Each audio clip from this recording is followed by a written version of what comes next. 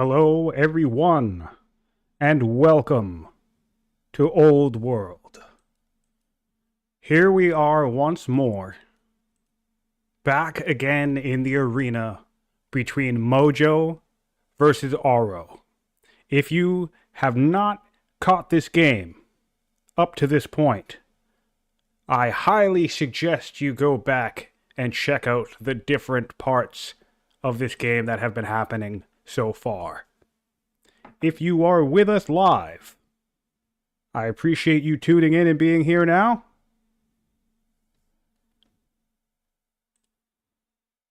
And if you are watching after the fact on YouTube, please give us a like, a subscribe, and leave a comment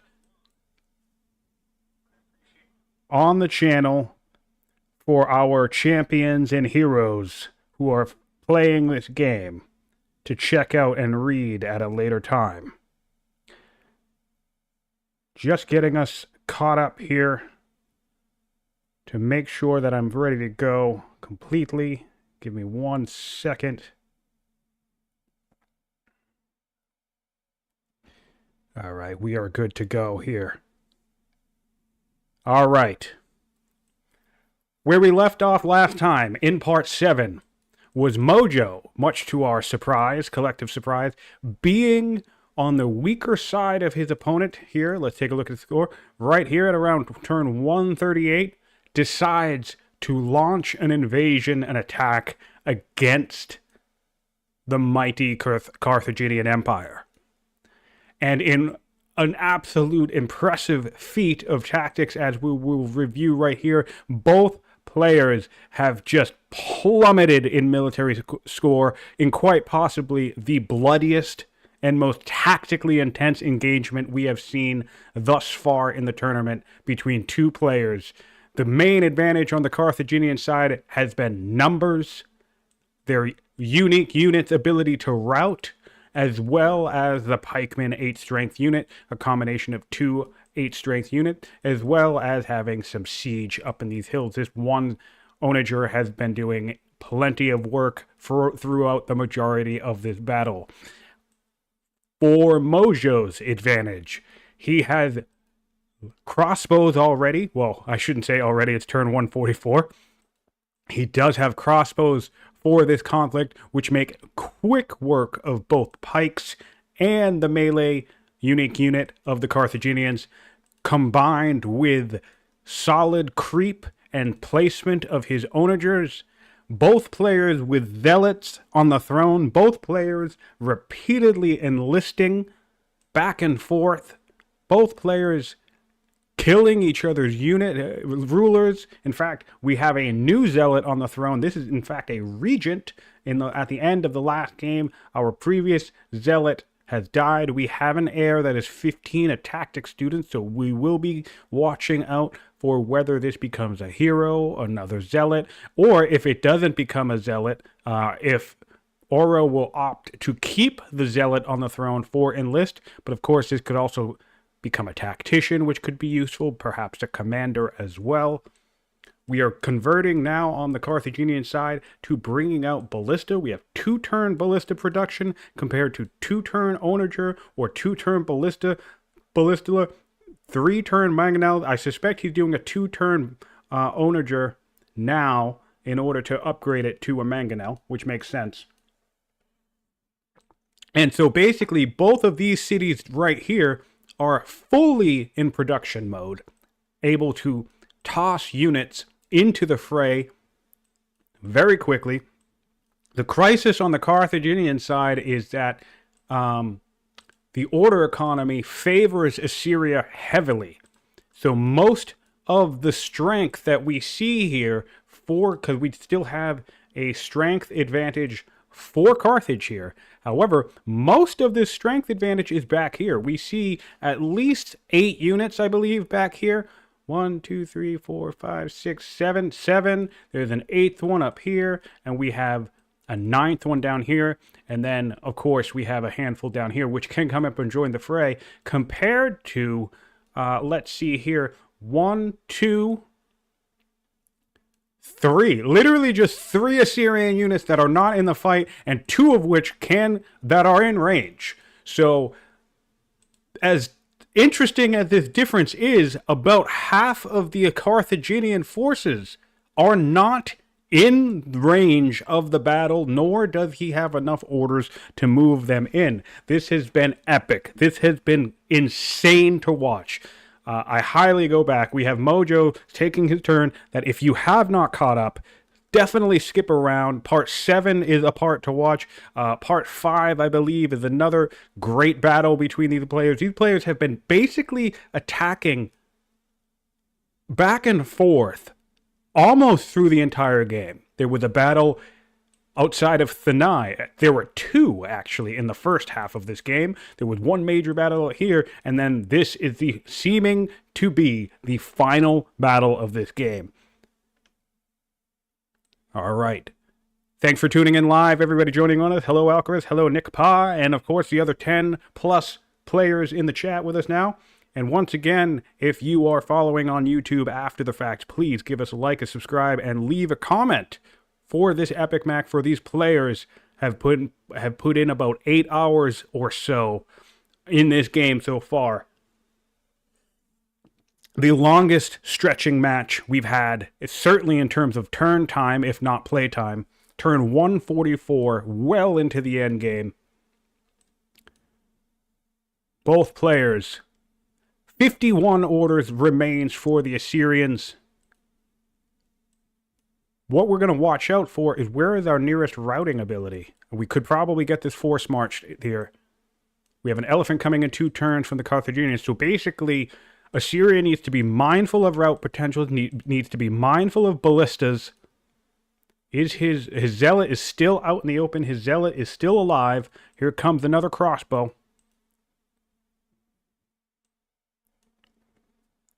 This is what it's all about. Also, to recap, while I do not have a total, even though Assyria, Mojo, has come into this fight weaker, the overall kill potential, as I've been tracking throughout this battle, is still in Mojo's favor. You see here that the Carthaginians killed five units last turn, and they're about to lose. They've lost 4 so far. Once this evens out across all rounds of the start of this battle, since the start of this battle, Assyria has either kept even with the number of kills or has taken just a couple of kills more. I think the 1 or 2 rounds that the Carthaginians may have gotten more kills than Assyria, they have not quite gotten enough where they have surpassed their opponent at this stage. So now here we see Assyria overtaking again 6 kills compared to 5 from the last round, and I suspect that gap will just grow wider and wider. And let's not forget, not only does Assyria have at least 20 more orders per turn, every kill they take in combat recoups the cost of moving and attacking due to the... Oh, I really like this back move. This is a very protective. I really like this. And I also like getting this into the city. And the reason why I like this is because we have onagers online. No reason not to get ourselves... sorry, not onagers. Mangonels. No reason not to get ourselves some mangonel firepower. That will be more attack. That will be greater range. And the last thing you want to see is an errant elephant coming out of the fog to just ruin your day. We're already looking a little vulnerable around here anyway. Interesting. Healing up the zealot too. I think for my tastes, I would just spend the training and toss this guy on, I don't know, the next crossbow that comes out, which I guess would be next turn. We've already moved our crossbows and attacked. But I think I said that last time too. There was a point where we still didn't have crossbows quite in range.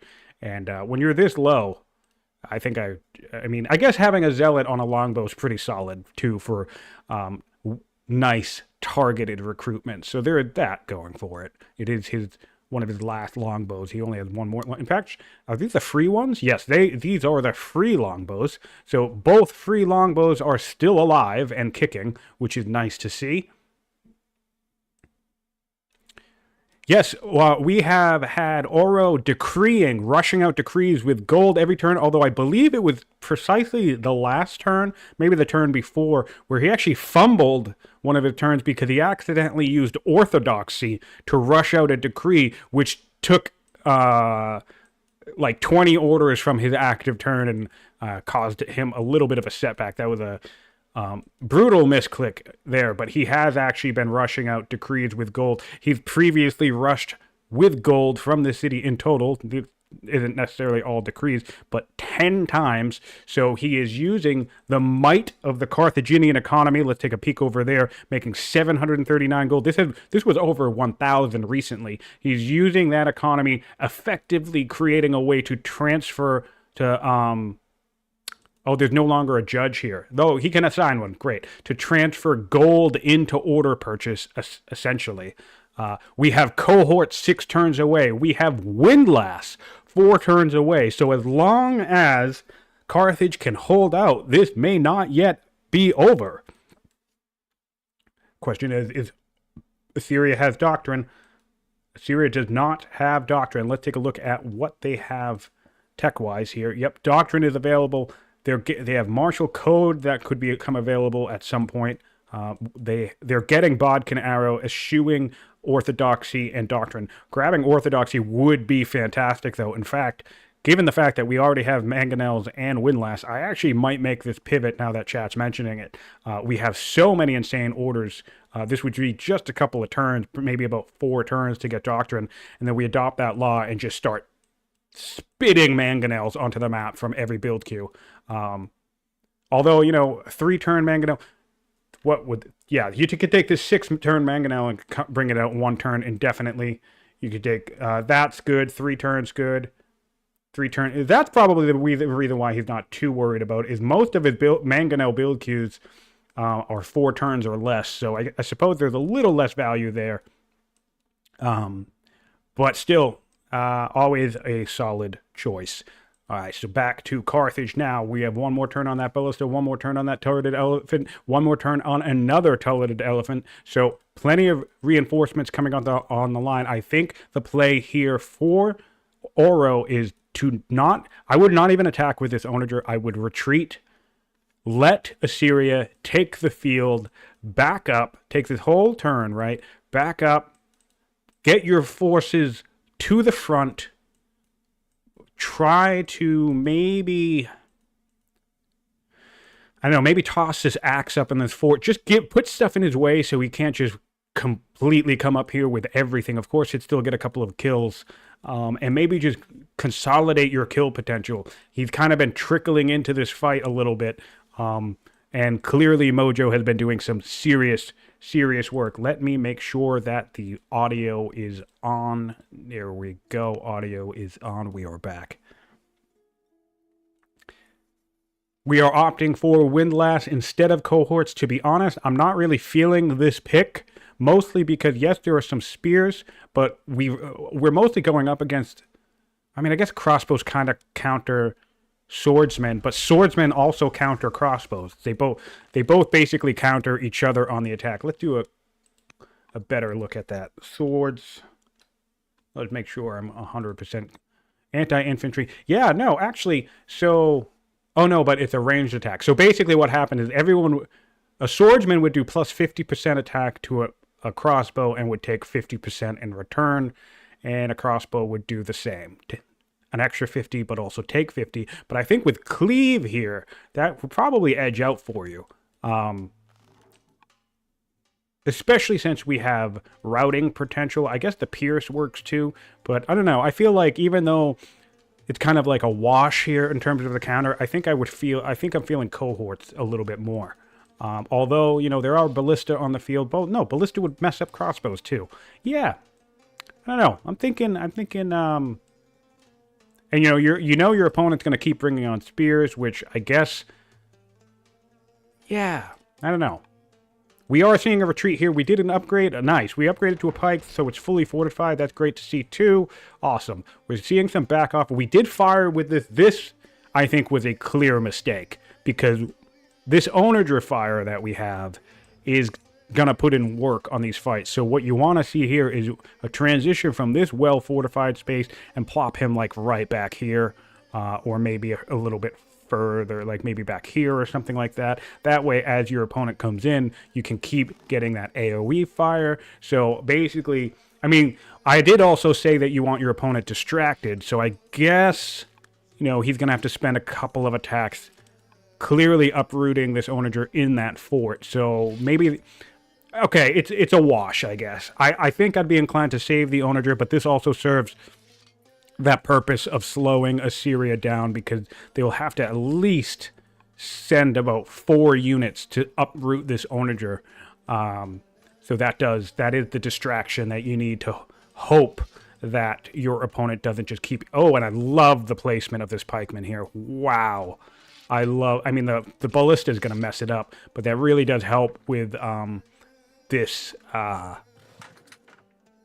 the thinking behind this stand is completely sound, because of the river, because of it's the last easy access, opening non-river access point around this fort for this onager. But I mean, I think this ballista is just gonna, and the crossbow, yeah, it's a ballista and a crossbow, but still serves that purpose of forcing your opponent into a key position. So for Mojo here, I actually think winning in the field is a good thing for him. Your opponent's gonna consolidate.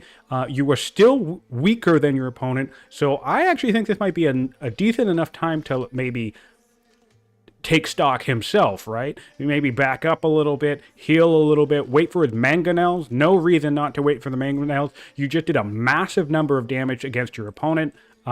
Get your mangonels online, start, and then you can do that kind of siege creep that he was doing with the onagers, which was already proving successful, and he'll be able to do with mangonels. So I would not be surprised if we see about, you know, the next few turns, next 5 or so turns, maybe the next half hour of gameplay, of a little bit of a breathing moment for both players, because I'm sure Auro, backing off here, is taking stock of the fight as it has happened. You know, again, being attacked, it says weaker now, and at the start of this fight, they were weaker. And it's been a couple of turns since Mojo has been able to get back to similar, but through a good portion of that fight, Mojo was bouncing back and forth between similar and weaker in power from Carthage. So if I'm Auro, I'm thinking, I can't mess with this guy. I have to take him seriously. I can't just rely on the fact that, oh, hey, look, my opponent's weaker. I'm in a strong spot, because Mojo has shown his teeth. He's shown that he has a strong fight in him, and you're not to mess around with him and take anything for granted, any advantage for granted. So I would not be surprised if we see a couple of turns of trying to consolidate our position and rest up, and potentially for both players. Of course, Mojo might just decide, hey, there's blood in the water, and let's try to kill somebody. Before I hop back over, yeah, I will do a quick check of the political situation. Political situation in Carthage is mostly fine. A little bit of a dip here for state seats, but really we don't have much of a state army.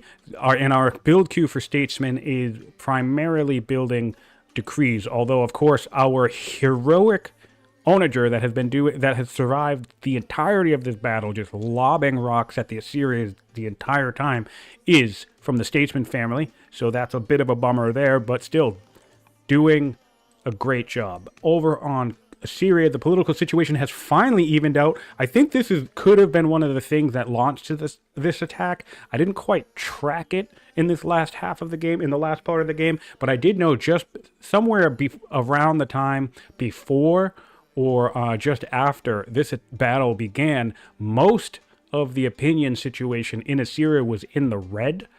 It was not looking great. This is why we see some of these rebels down here. There is no dissent in this city. These are rebels from opinion from a bygone era when the Assyrians were an angry bunch at their king. Oh, right, and we're getting a new rebel from an event. All right, so one of those is new from an event because, you know, nothing wrong with kicking somebody when they're down. I actually love this event, by the way. So, you know, Mohawk, if you're watching, don't remove stuff like this. This stuff is great. I love that literally the presence of a rebel can cause another rebel to show up, because F you, right? Who cares?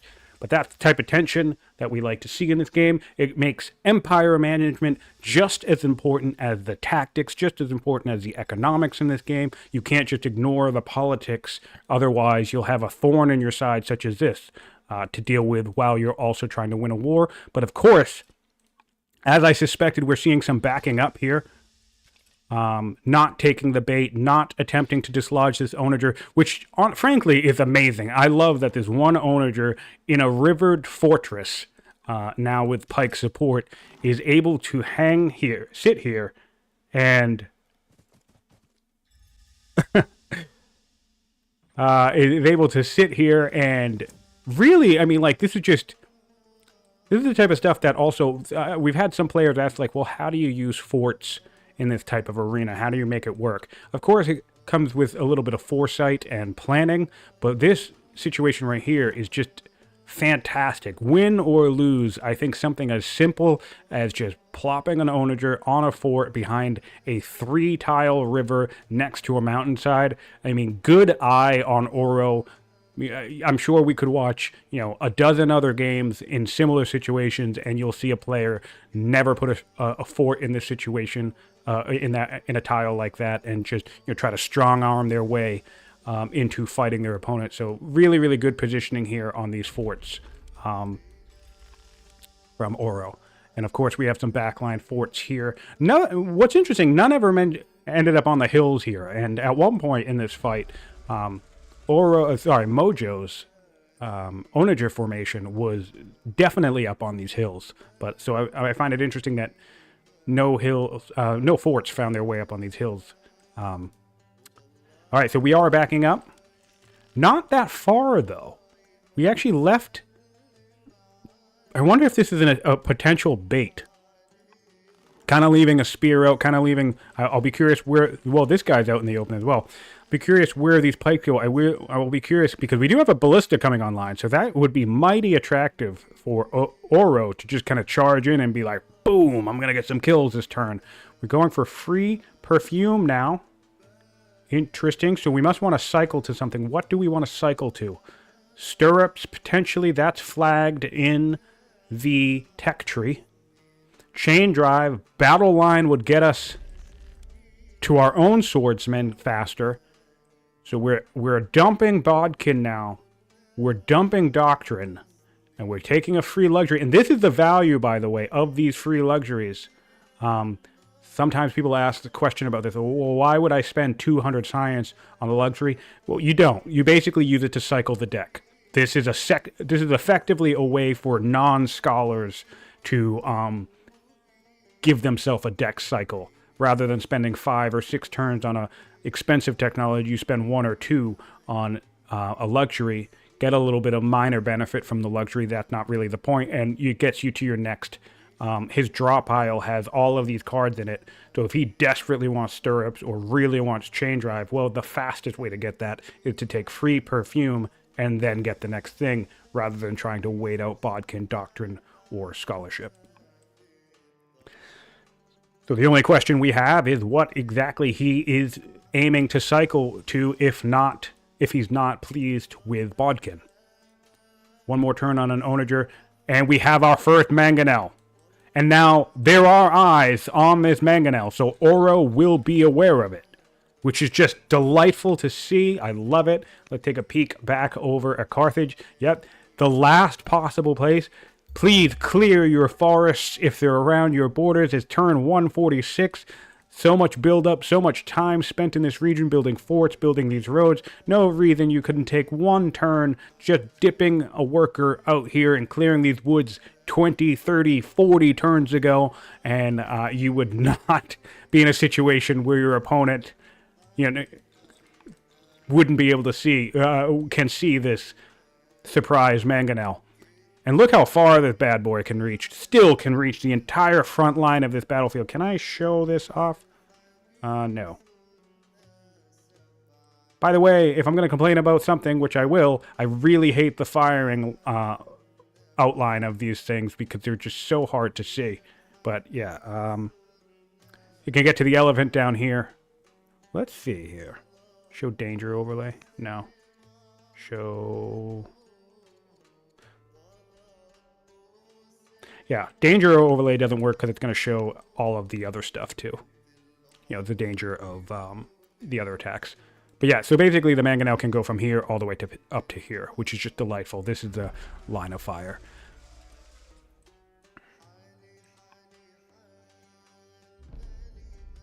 No, yes, barding into pikemen would be a bad idea. I would be surprised if you're doing that. I would suspect if I were to cycle this deck in Mojo's situation, I suspect we're looking at battle line, maybe chain drive, but that's still relying heavily on siege. But I suspect we're doing battle line into cohorts, or maybe battle line into our own infantry square so we can get pikes and solve the turreted elephant problem once and for all. So I'm suspecting we'll see a battle line pick after this, for sure. Holy War for rushing for money. Yes, we have a decent enough economy. Not amazing, nothing that compared to Carthage, but we can start selling resources if we have to. But I'm feeling battle line. It's turn 146. High time for the Assyrians to bring battle line into the game. Even a mace at this point, I think, would be better against the pikemen. Although, again, we do have crossbows, so I guess that's not a big deal either. The crossbows can deal with pikes. So yeah, maybe our own pikes to deal with the turreted elephant. That's the last weakness he has. Battle line into infantry square. Although I guess even the crossbows deal with the elephants. Man, crossbow is such a good unit. It's a wonder that these things used to be 50% strength to melee units, not just 50% attack. These were nerfed in like the last 6 to 10 months, give or take or so. And after actually watching this battle play out, I think that it was 100% the right call, because I think Mojo would have flat out won if all of these things were like, look at this. This is how much damage a pike does to a crossbow, and that's without the 50% strength bonus. So that would be like a 3 or 4 damage. It would do comparatively 9. Yeah. Wow, man. That seems like it was such a great balancing tweak for that unit, because they're still amazing. The crossbows are still fantastic. But yeah, I think Mojo could have won this entire battle literally off of just one unit. And technically, I still think he is winning this battle because of the unit, to be honest. These crossbows, being able to churn them out, he's really switching high gear into mangonels now. So if Auro doesn't attack soon, those mangonels, and I'm not saying it's really hard to judge here, but he is consolidating his strength, which is nice. And we are still looking at... Look, I love this. Both players in one turn are just like, boop, just come in. They're just like, crash, and then like as soon as the fighting stops, both players just doop. There's a little coming right back up. That's funny to see to me. I don't know why I find that so funny, but it's awesome. Yeah, so I think, getting this power all in one area is really good for Auro. And then maybe if you can be bold here and smash through this in one quick alpha strike, that could be a crippling blow while your opponent is relying on units that need to get set up. We have 2 build queues. Oh, we build another crossbow down here. Put unit in the way south. We have a note here from Auro. We still have ships. We have triremes on the coast. Interesting. Also, let's take a look for Assyria, see how we're doing on our agent networks. This guy can move now. We have an agent network here with an agent. It looks like we've lost our agent network here. I suspect maybe we attempted to do a treachery mission against Thanai and then it failed. I would really love to see... We're getting a wonder here. We're building the Oracle, which I find fascinating. That was grabbed recently. I would really love to see this guy come up and either take the capital or take Sika. Those seem to be the 2... we're getting... Oh, wow. We're getting 3 wonders. Okay, so Carthage is saying tick-tock to Mojo. let's take a pause here. We have purchased, in the last couple of turns, we've put out 3 different wonders.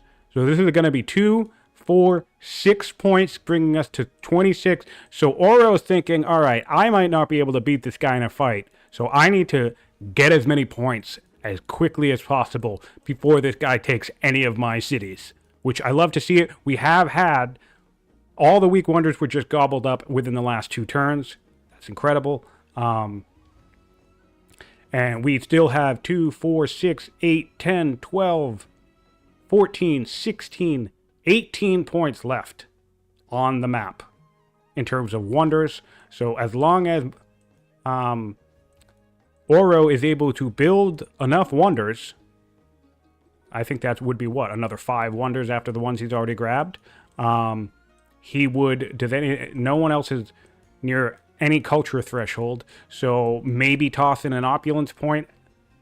You can just queue that up to be finished towards the end. Pick your highest civic city, what that would be. Where would that be? I think you'd only need 1. So yeah, Carthago, Gadir. Interesting.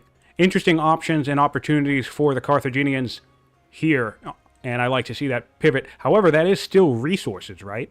Do we have... Oh, who am I? I'm Carthage. We just did that with philosophy enacted. That is dreadful. He just paid full price for all 3 of those. If we're going to make a play like this at the end of the game, you really want to swap into engineering. You'll make it up. You'll make up the civics cost 100%. And you'll make up everything else. I mean, yeah, that's a big bummer for Carthage here. We're seeing some healing up on our spears from the Assyrians. But still, strong play, strong grab. Definitely gives Auro a bit of like a, why are we rushing a Fisher? Dear God, do we really need a Fisher at this stage in the game? Oh, I mean, I guess a luxury help. No, we have enough luxuries to get all of the... Oh, some of them are sent to families. Okay. And if you pull these out from a family... it will give you an opinion penalty. Okay, so maybe we do need an extra luxury if we're thinking about opulence points. So that actually might be that, in fairness. I don't necessarily love it, but I do possibly understand it. 6-turn tolerated elephant. Yeah, so basically, this wonder grab here, I think, is smart from Auro, and I think it's to give him an avenue of winning the game if he's not able to actually beat Mojo in a fight, which it could.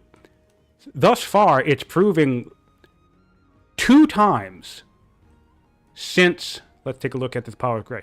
Since turn 100, Mojo has fought 2 massive battles with Mojo, and both times Mojo was weaker than Auro, and both times I think it's fair to say that Mojo definitively won this fight because this was a Carthaginian invasion of Assyria, and I think it's fair to say Mojo has even won this fight since since he completely broken this hillside line. He forced his opponent to retreat, and he's able to consolidate here outside of his city rather than being tucked away up in this corner here, and now he's free of aggressive onager fire. So 2 times in this massive battle has the Assyrian pike. This was probably an event. Unless we have a free technology. Oh, I guess we already have... Wait, what? No, that's not Assyria. That's Carthage. My bad. Let's take a look. Yep. So this was probably an event. It's possible to get all of these later units. There are, just like how in the first half of the game, there were those higher a mercenary event where you can get like an axeman or a maceman or whatever. There's also events for much later in the game once you're at past certain tech thresholds. So I suspect the pikeman must have come from one of those. It's a very well promoted pikeman. So I would wager that he had it for a while.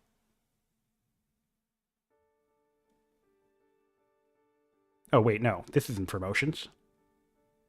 My bad. Yeah, but anyway, my guess is it's a mercenary. Oh, or enlist. We have enlist. That's probably where it came from. We've had a zealot on the throne for this entire fight, and I know that Mojo has enlisted at least a couple of pikes already. So if Mojo has a pike or two standing around. It's very likely from an enlist. So that answers that. It was funny because I'm pretty sure on one round of combat, Mojo enlisted a unit, and then on the very next round of combat, Auro enlisted the exact same unit right back, which was pretty funny to watch. Now, we can get engineering for Mojo. Mojo could try to grab a couple of wonders as an insurance net as well, and he would be able to do that with engineering. I think I would like to see maybe swapping to vassalage. Interestingly enough, I don't actually think we need to swap to tyranny, so constitution's fine. I don't know if we're running decrees. Slaveries might be the good thing to grab now that we're over our opinion issues and rebel issues. Volunteers, to be honest. Oh, yeah. Look at this. This is amazing. We have 6 turn mangonels. How about 2 or 3 turn mangonels? Because you could just put a turn or 2 of production in this city with a mangonel, and you'd be able to rush with 1 or 2 citizens. Get volunteers, my guy. What are we doing? We have 2 citizens here. We have, okay, 1 here. All right, and then 9 down here in Gaza, although, again, we don't really need it, but maybe we get some, 2 turn crossbows. I guess we're fine down here. We don't need the rushing down here. But up here, man, you get yourself an extra mangonel every 2 turns for the next, 4 turns just by adopting volunteers. Volunteers is a very underrated form of rushing. People are not usually keen to sell their citizens down the river. But the other thing to think about is that you're actually going to lose this negative 40 opinion. If you rush all these citizens out, Tudaya's opinion is going to go back to green. And I don't think... Let's take a peek here. Yeah, I feel like at most you'd gain 20 of that opinion back through rushing. Yeah. Discontent level 10, by the way, by standing on this front line. And for those also who don't know, this city was not founded by Assyria. It was founded by Carthage. So Carthage had the majority of this map, and Mojo has been able to step into the Carthage territory, take a city, and hold it, and flex for the rest of the game. All from a weaker position, by the way. We look at this, if we look, this is just frankly nuts. Mojo has been throwing his weight around in this match from a weaker position the entire game. So I think we're having a display here. I brought this up in the last half where you have strong play from Auro. Auro is playing very well. He's played pretty much every part of this game well. His economy is on fire now. His science rate, he has way more science than his opponent at this stage of the game, which, pretty nice to have. So he's played fine, right? He's played an excellent game, but I'm pretty sure he's still new to the dueling, multiplayer arena. So I think this is a real strong display between good, skilled players, but one player just having so much more experience. Mojo has been playing multiplayer duels for the last 3 or 4 years, and so he's familiar with the tactics you need. He's familiar with what he can and can't do, right? So something like launching an attack when you're weaker than your opponent, that's a very risky thing to do. And I feel like most players, as we've seen in this tournament, some players are even hesitant to launch an attack when they're similar or stronger than their opponent because, the way the tactics can pan out and cost you the game. But Mojo launching an attack there while being weaker, to me, signals his level of experience, his level of confidence with what he is capable of doing. We finally have a network from Assyria in the capital. Let's see how much science we can get. We can get 21 science per turn. Yeah, we can get an extra 10 science by turn by swapping this spy master into the capital. This is another reason why I wanted to see us grab the capital here, is because they have really good science. I actually think this city up here also has really good science. No, it's 38, okay. What about over here at 23? Yeah. So this capital has 119 science, which is going to give us a nice payout and return. We are also stealing research from our opponent for an extra 190 science every 3 turns. I do not believe Carthage Carthage can also adopt professional army and volunteers. Both will be useful in their situation. Let's take a look at their volunteer potential. Only 2 citizens here, 1 citizen here, 1 citizen there. 4. Yeah, so honestly, I mean, maybe you can get a couple of... I mean, his productions here is fine, actually. We are swapping to units now. I like this pivot. I like that Auro is aware that, okay, you know, Mojo's giving me some breathing room, so I'm going to use that to build units. I don't need the orders from Decree right now. Love that flexibility from the Statesman seat. We're upgrading into triremes. I'll be curious if he tries to break into this boat line down here with having this territory, although most of his army is positioning north, so we might not have anything to jump through down here. But this could create an issue for Mojo. I cannot believe we're still building specialists. Mojo, you madman. Okay. Well, mangonels and this is I hate. We have 54 training per turn. You do not need an apprentice officer. Jesus, people. Even the experienced players are doing it. Mojo, I expect better. God damn it. Okay, whatever. Yeah, so this could be an issue if all these boats get kicked out of the water. And then Auro creates a second front with which Mojo needs to divide his forces. That could be an interesting development. Yes, but no, nothing strong really from volunteers, it looks like. Most of our production is 2 or 3 turns on pretty much everything for Auro, so volunteers is less attractive.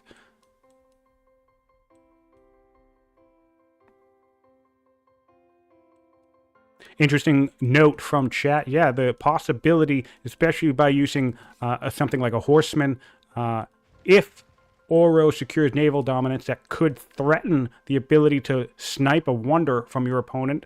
I would be surprised if Mojo ends up going for wonders. I would be surprised if he would leave them without at least 1 military unit on top of it.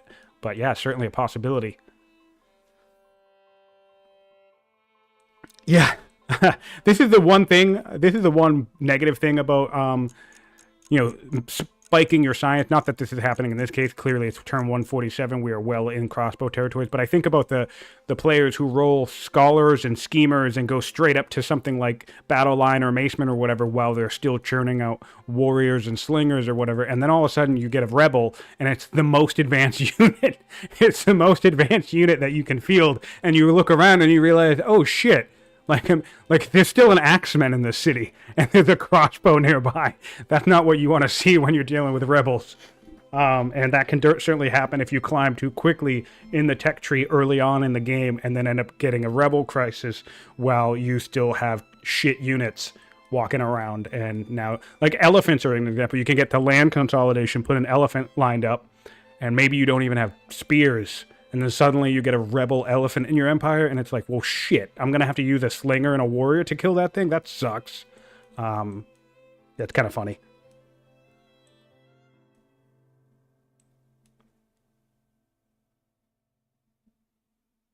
I'm going to just take one quick second. We have a lot of activity in the chat. We have over 25 people in the chat right now. So I thank you. I'm so grateful for you to take the time, join me here watching Auro and Mojo. It's been such an entertaining map. Strong play from both players, and I really am so grateful for their commitment to making these games happening. They've been getting an hour or two whenever they can, sometimes even in the middle of the week.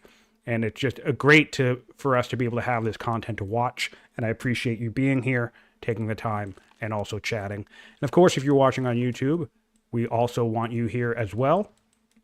I've gotten a lot of great activity on the channel, a lot of great feedback, and it helps motivate me to keep going. I really love watching these streams and commentating. It's just a great way to get everybody excited about this game that we all love.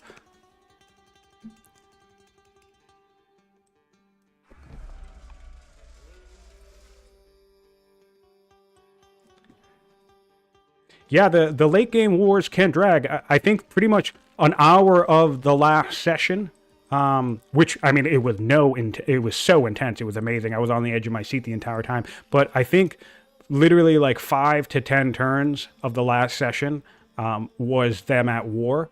You know, we can map that out. Take a look.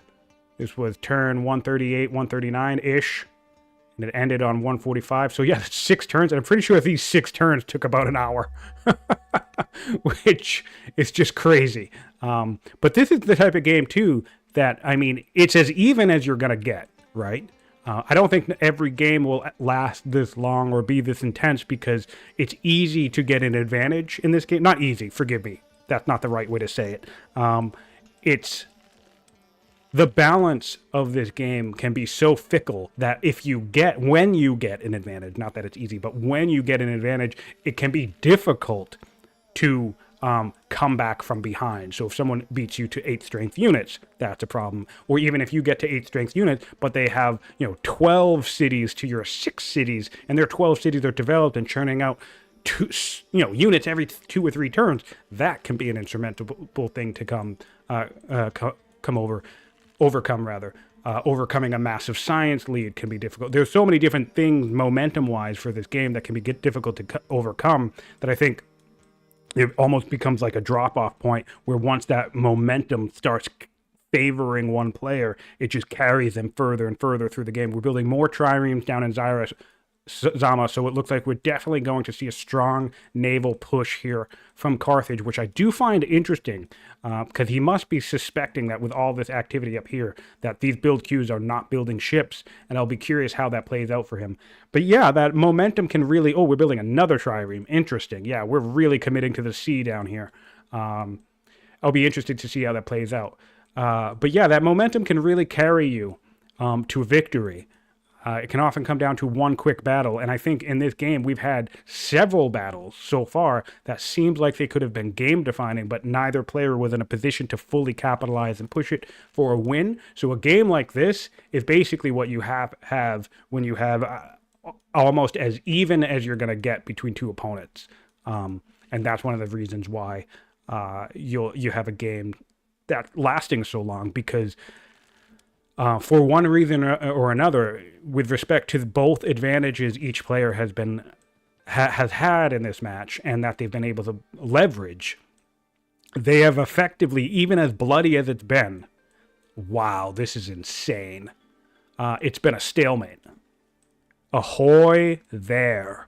Holy crap. He's just going to bridge this the whole way, I suspect, and say, come and get me, if you dare. Let's see what vision we have on this. Nothing. Okay.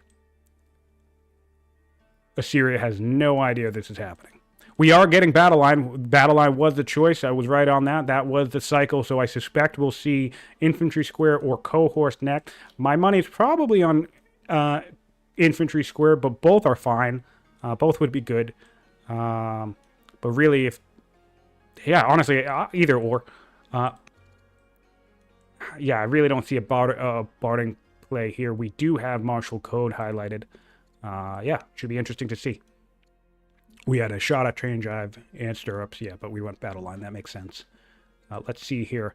We can get engineering. We already highlighted that. We can get more orders off of divine rule if we want them, but we don't really need them as Assyria.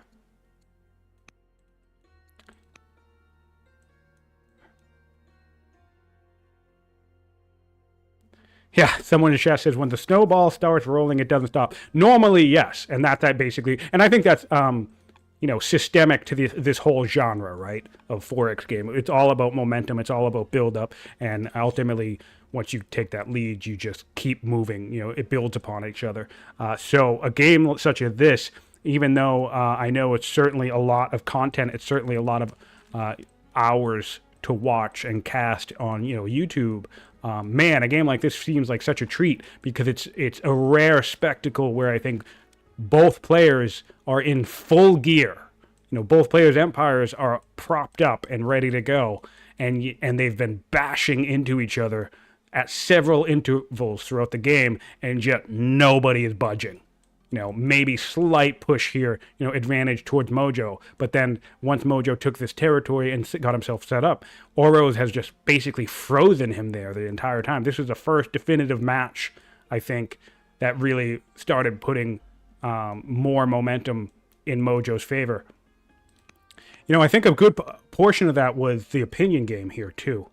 Oh, let me hop over to Mojo.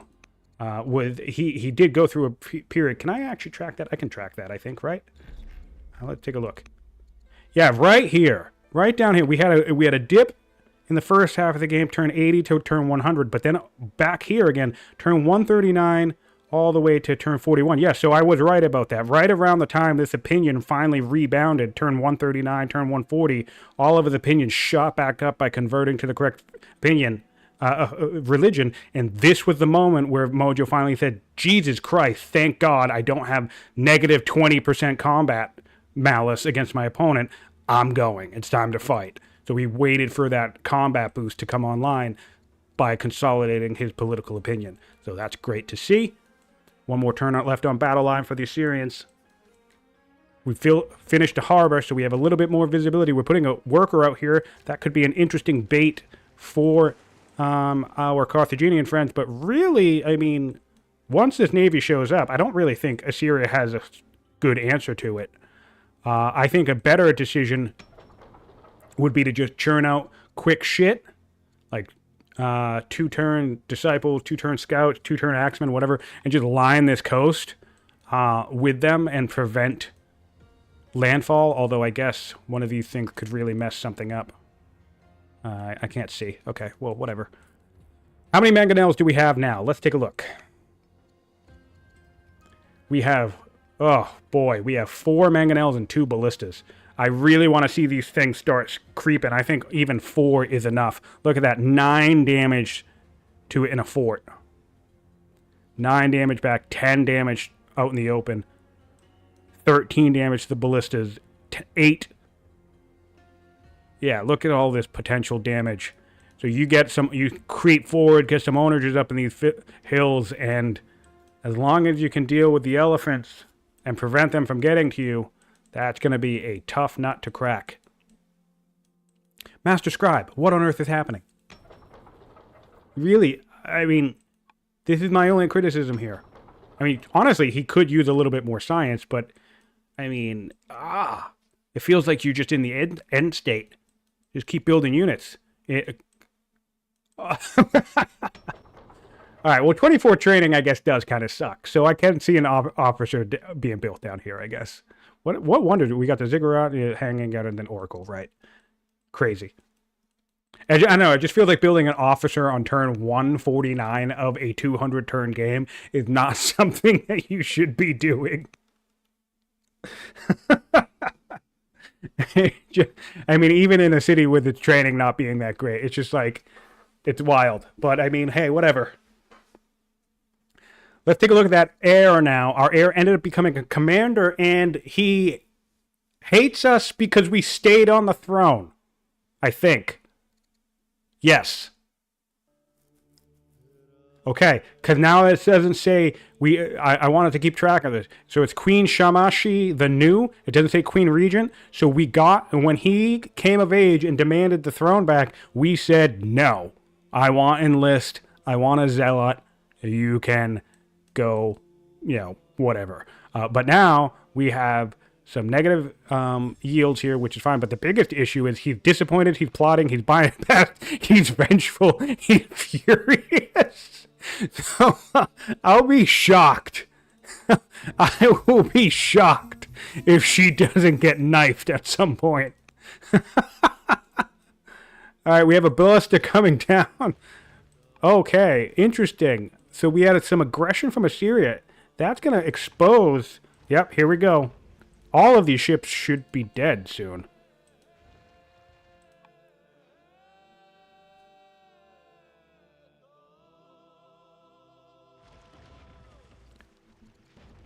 Time is enabled.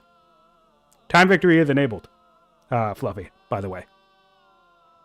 So it should end on turn 200.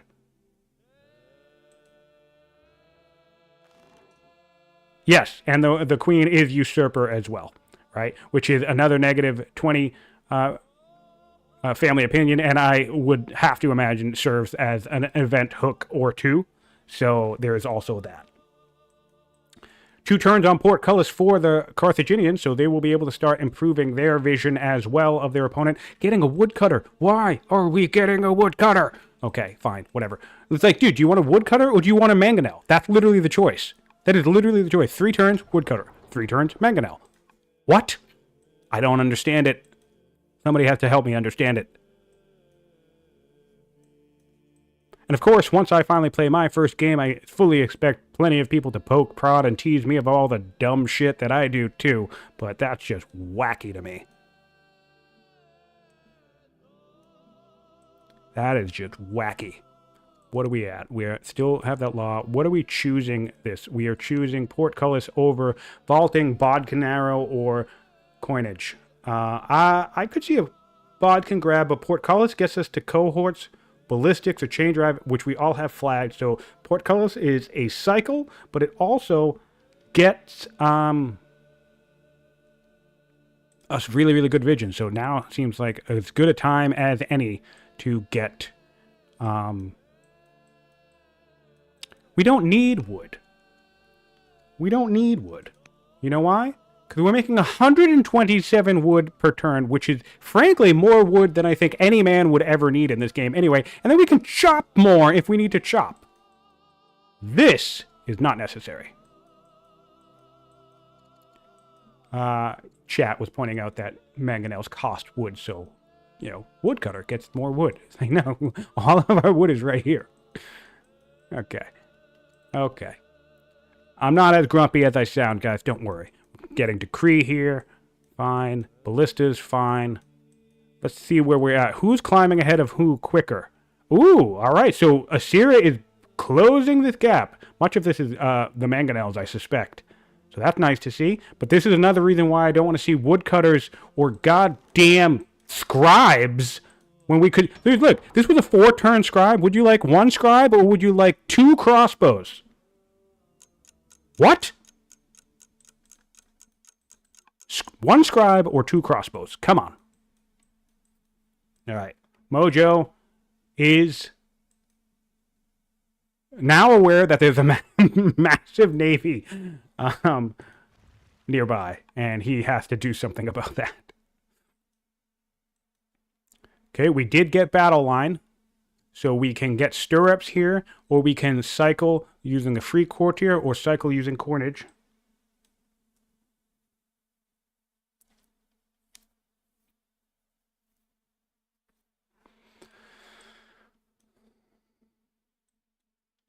All right.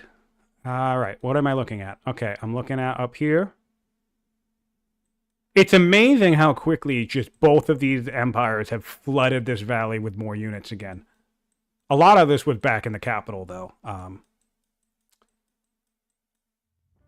and I was 1 point off for the math of victory needed for Auro, by the way. Whatever math I did like 30 minutes ago when these wonders came along, because I was going from Mojo's point total, not Auro's.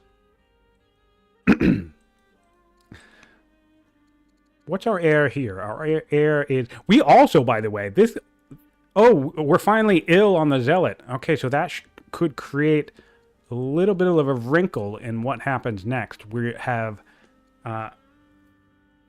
9 turns until we come of our age on our correct heir. Let's see what we have in the dynasty. Well, I'll do it this way, I guess. We have... Wait, what am I going to do? How do I do this? I never use this tab. Right here. We have a tactician that could be useful. We have a commander that could be useful. But no, I'm going to look at everybody else too. Yeah, there's the tactician. There's the commander. But we also have a judge. And we don't have anybody else. Anywhere else. Hero. Oh, wait. My daughter is a hero. And they're exiled. Okay, they got exiled. All right. That's another reason why I'm looking like this, because since she's exiled, or if she were imprisoned or something else, bastards is another thing they show up here. So I like looking at this panel because it gives me the whole picture of all the different people that we could also name as our heir as well, rather than who's directly in our succession. All right, so what's happening down here? Anything? Nope, still haven't made a move. Still 56 out of 59 orders. All right, and we're going in. Perfect, just in time. This is what I was just going to suggest. I was going to suggest, you know what? A good response and reaction to a naval incursion down in the south is to just focus all of Auro's attention back in the north. Can't defend this sea. There's nothing you can do about it, but you can keep Sauron's eye fixed in the north.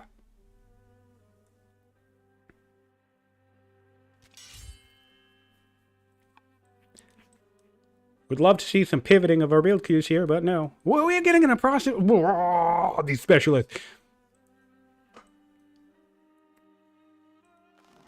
Okay. Okay.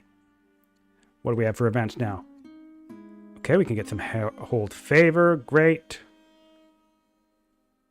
Interesting that you can be both weak and martial. That's interesting. Timid, spoiled, insane, and foolish. Hero, commander, tactician, zealot. Huh. Fun. And there's an event that requires both of those things. That's kind of hilarious. Okay, cool. And, ooh, we can get free theology. That's Revelation. Yeah, that's the order one, right? What do we have currently? We don't even have one currently. So that's delightful. That's delightful. Do we have any temples? No. We do not. We have like 2 monasteries, that's it. Oh, we don't even have doctrine. Of course we don't have temples.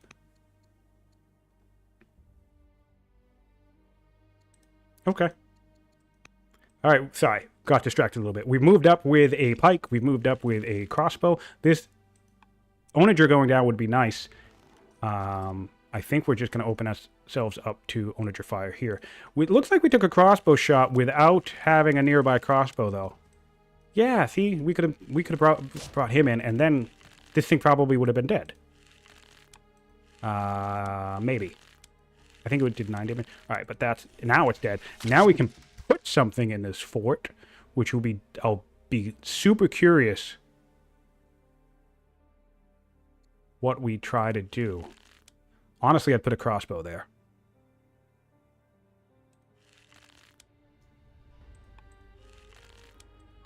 Old World I love the soundtrack of Old World. It's fantastic. But it's a little too lo-fi for me at times. A little too, like, elevator church music. And I just wish there was, like, a battle track. You know, I wish there were a couple of soundtracks, a couple of songs in this one that would just be like bum bum bum bum bum bum bum bum bum, or not like that, but you know what I mean. Just drums of war type of thing. I think Carthage, the March of the Elephants or whatever it's called, that's like the best one we have. All right, these. All right, we need to flood this with spears though. A spear every place we can put it. And this is going to be brutal. Oh man, we need to put spears on our flank too. So spear here. Spear here. Yeah. Maybe even further out. Actually. To make it harder to walk through.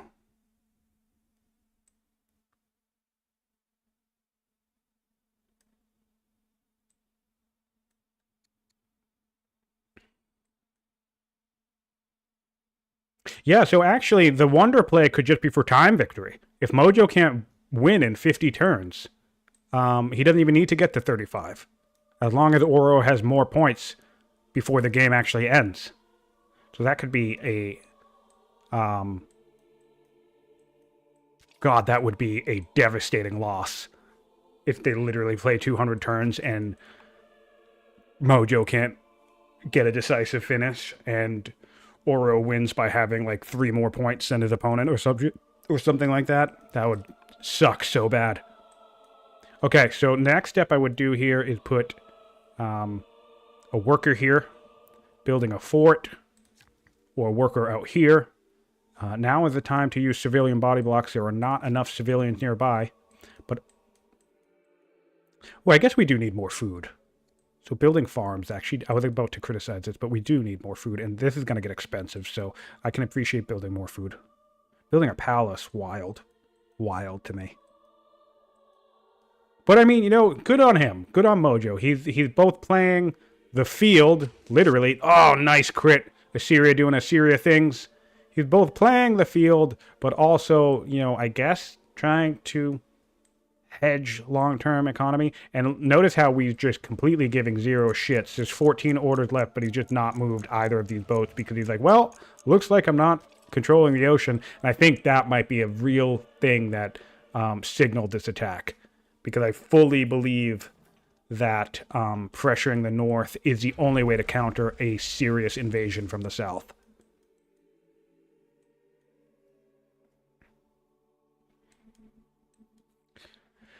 We want to see an elephant route through mangonels. We might actually get our chance. They still do 9 damage to these damn things.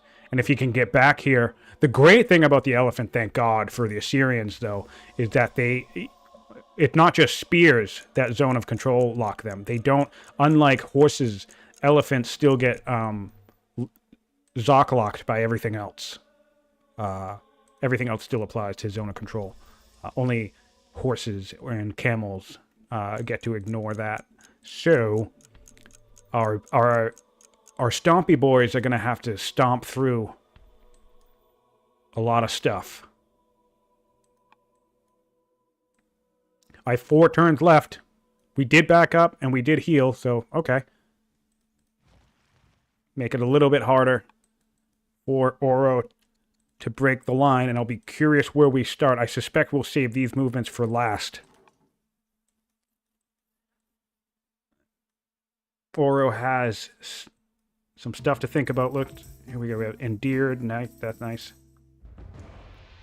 More endearment or someone becoming vengeful. I'm not really tracking who's who. You can get the bone dice, which is funny. In fact, we don't even have a choice. We have to dump 1,200 gold on the bone dice. That's great.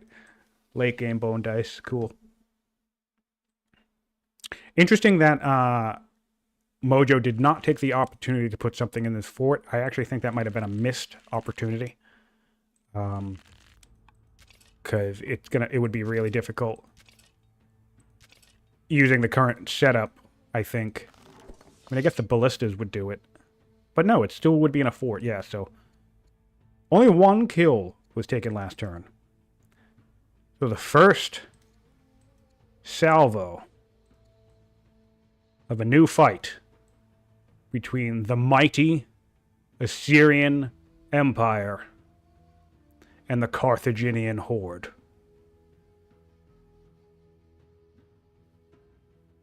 Ah, okay, yeah. So the idea, the fort's a little pointless because of the elephants. Fair enough. Because you could just back this guy off and then just knock you out. Good enough.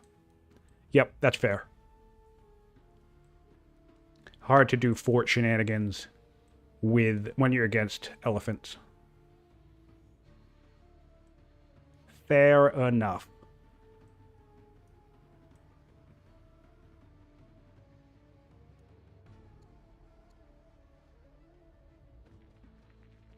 All right, backing up. Getting a... Did I miss that? We got windlass. Okay, we finished windlass. I know we had it targeted and it was only 4 turns. So, all right, so we're getting our first crossbow in the Carthaginian Empire, and I don't think we have any slingers left to upgrade. So that's still solid. And it's... it's a crossbow with eagle eye. That's funny. That does nothing, by the way. That doesn't work. It's kind of funny to me, though.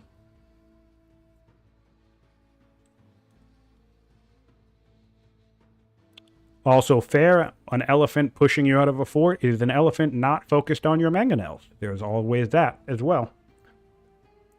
Because that's the other thing. You could put just something crappy up here. You could put... Well, I mean, I guess your spears aren't crappy. Yeah, no, I guess it's not really anything you want to sacrifice.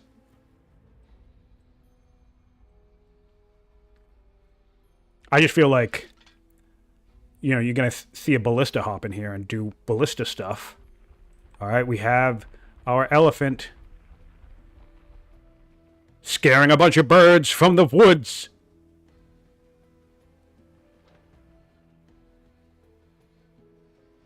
Dramatic tension, dramatic buildup.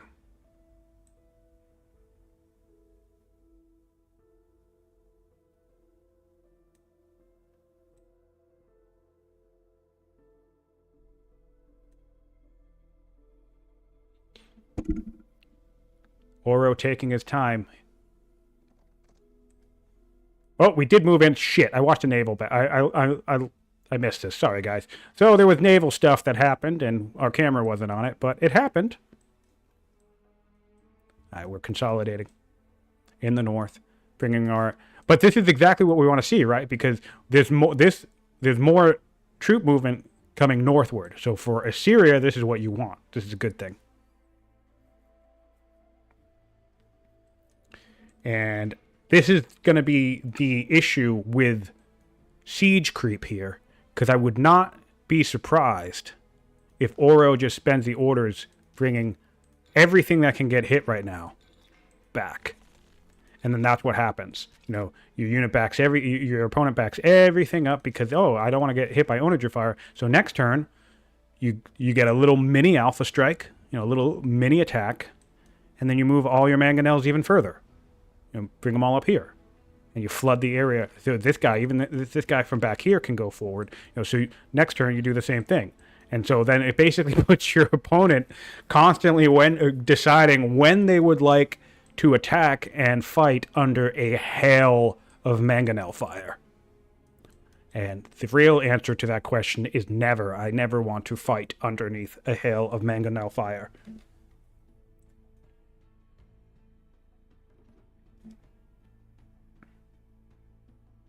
So let's take a look at that. We have someone pointing out in the chat saying that Carthage lacks a bunch of generals. We have no training in Carthage at the moment. We did spend some of it for upgrade, maybe some of it for force marching, not sure. I don't recall where it was, the training was at a couple turns ago, but we are making over 100 per turn. And we fired this mangonel, so we just elected to just lose this mangonel, okay? Fair enough. But yes, no, we have 3 generals in the field. No, we have 1 general in the field, just the queen. Compared to, let's take a dip over to Assyria now, do a similar comparison. And we have 3 generals in the field for Assyria, and a similar situation of really not having too much training to toss around. All right, so back to Carthage while he finishes up his turn. 13 orders left. Most of our units are at the front lines where they need to be. Ooh, we can get another crossbow out of this archer, which will be nice. 4 turns on the Hanging Gardens. 6 on the Ziggurat. 7 on the Oracle. We are backing more stuff up, backing the siege up.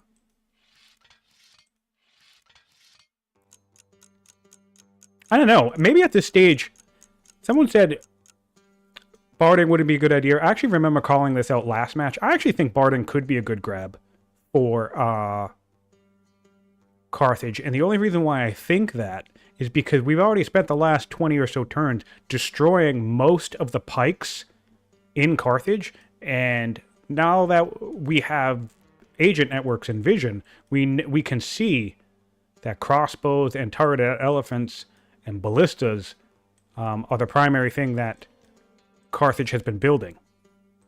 So, really, Carthage currently has 1, 2, 3, 4, 5, 6, 7, 8. 8 pikes, which, granted, is a lot of pikes, but we have tons of crossbows, and he's not replenishing those pikes. So, as our crossbows and our mangonels kill pikes on our way into Carthage, by the time our cataphracts hit the field, there will be less than 7 or 8 pikes.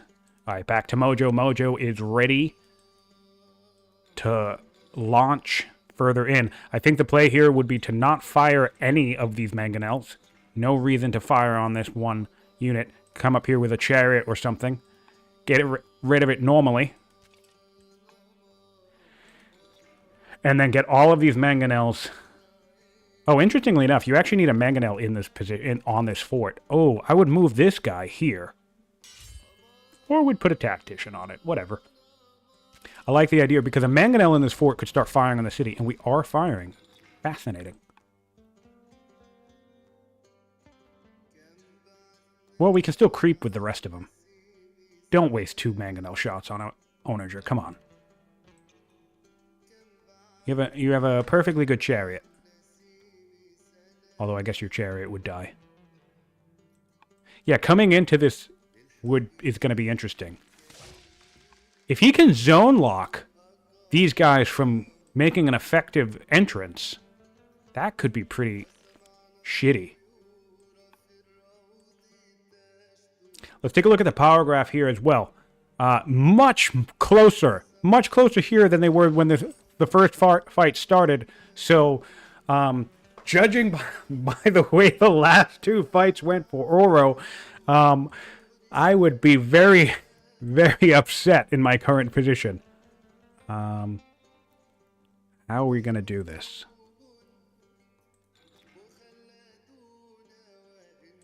How are we going to do this? Yep, there's the mangonel. Creeping up. I feel like maybe going for that fort would have been better. To put them all right here and move this line a little bit further up. Rely on this river, because this river is going to be useful for the elephants, right? The elephants can still move you around, but they have to attack across the river, which is nice. We don't have... We'll be able to enlist next turn.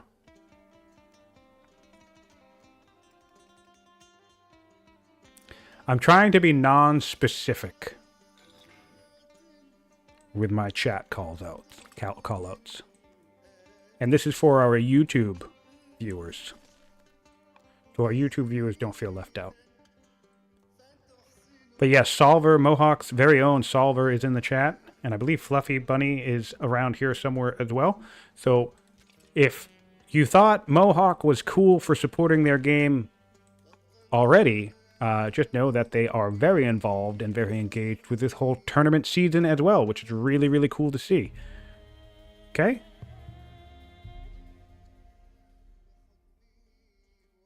This is kind of funny to me. I like that. Okay.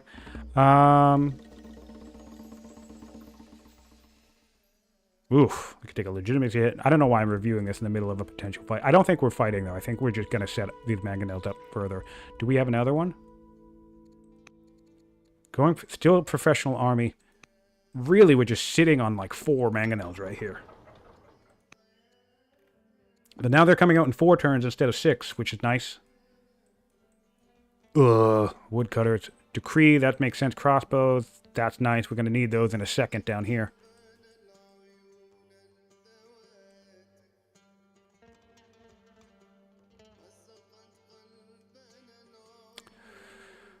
Ooh, man, this is tense.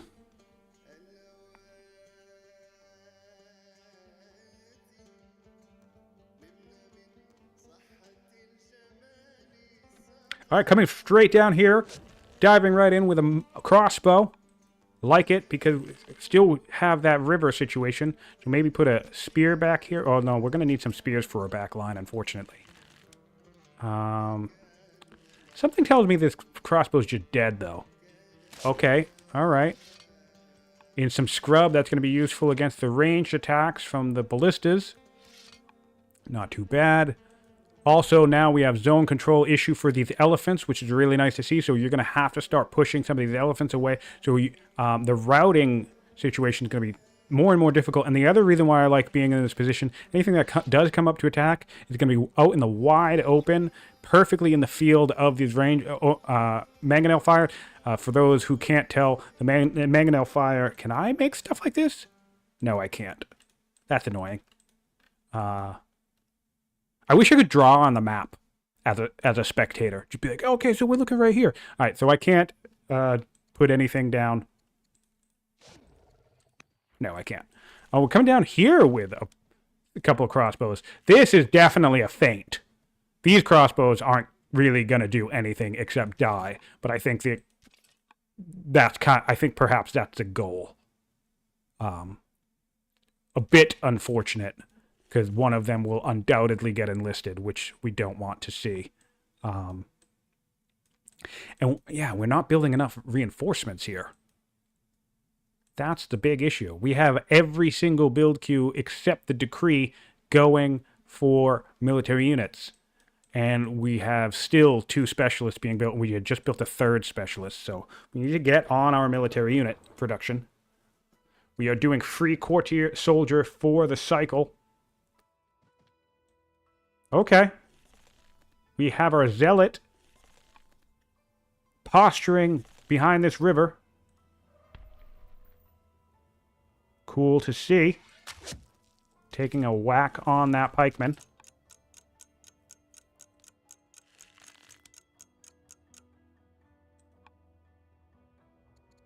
Okay. So we have secured a strong position here. I think if we were going to be out here, although I guess the elephant would be able to panic that anyway. All right, we're coming way up here. Oh, that's unfortunate. Do we have any other ranged attack? No, we do not. Props to Auro here. This could have flanked, but this is actually perfect positioning for his pikes right here to provide a zone of control shield wall. So really like this one spacing apart and also using the forest. So the tactics from both players have been sound throughout the match. Still 3 orders left on Assyria. Yes, the ruler is doomed. So this is the final turn of the zealot ruler. Or possibly it could survive a little bit more. And our heir is 11. So we'll end up with a regent.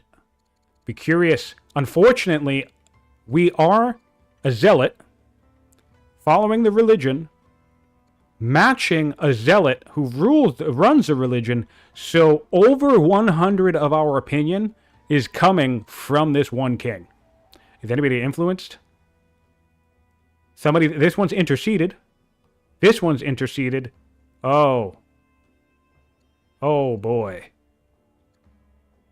Yeah, our opinion's gonna plummet next turn. The Assyrian at politics, we're gonna come check back on this because this is gonna plummet next turn. All right, Carthage is up.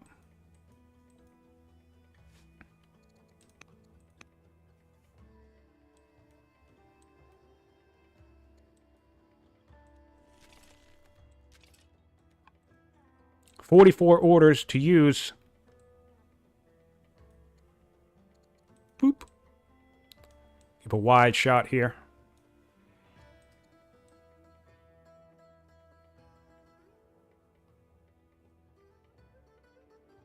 Coming up from the side with a ballista, taking out these crossbows in the field. Yeah, these will definitely go down. I would not be surprised if we get an enlist here.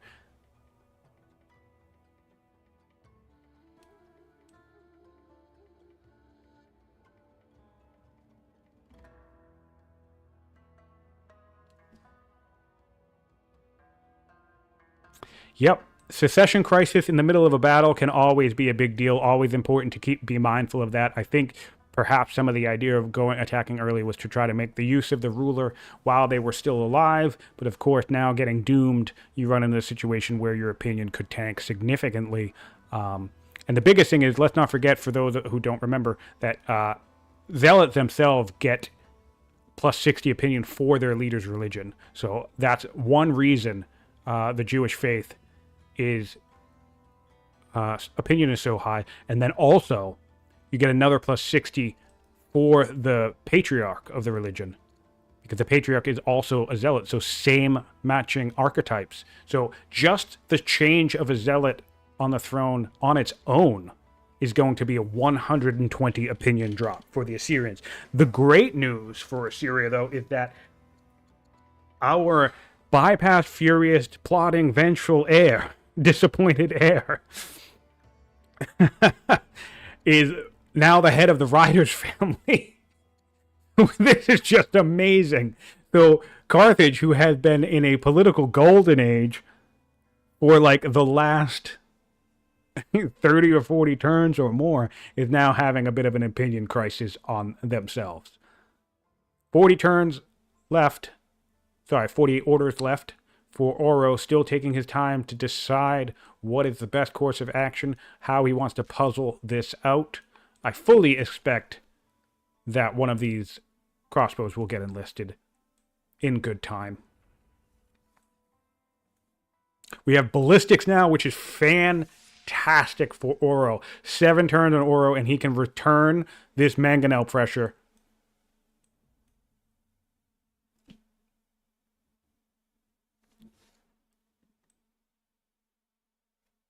We do also now have portcullis on the Carthaginians as well, so he could go forth and set up a couple of agent networks if he wishes, getting a 3-turn crossbow from Hippo Regis. Nice to see. We're backing up further with our ballista. Interesting. Okay. All right. So what are we thinking here? Get more crossbows, get more route potential, let Assyria make his way in. We're getting a moat. Can we rush this moat? Yes, we can with orders or civics. Probably the smart thing to do at this point, especially because I think what Auro's game plan here is, is just prevent Mojo from winning a military victory. Don't steal points, and then whether I hit 35 or whether we play it out to 200 turns, I will win. Which, I honestly don't hate it. That's a sound strategy. We can get a Spy Master now if we want, which, we don't really need any more science, but still, something we can do. We can get an extra order, which is nice. Extra order per turn from a Spy Master. I would like to see one of these tacticians hop in to the Spy Master role. Always a decent way to get an extra order or two.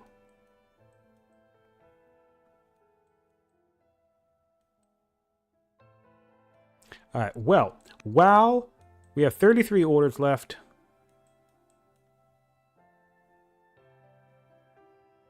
I'm just going to take one quick second to fill up my water while I keep eyes on this fight.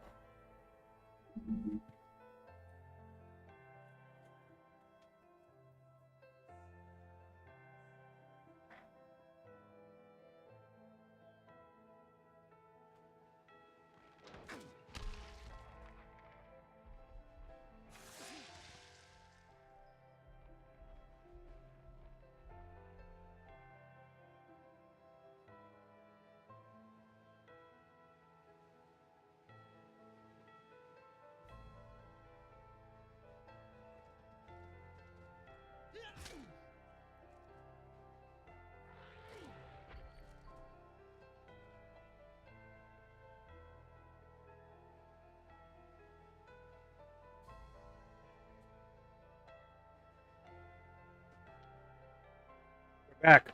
We killed the crossbow, and we've enlisted the other crossbow, as expected. So we've taken 2 kills in the field as Carthage. One of those, we've killed a ship down here as well. So covering all bases. Moving up with a maceman. Interesting. We could upgrade that to a pike.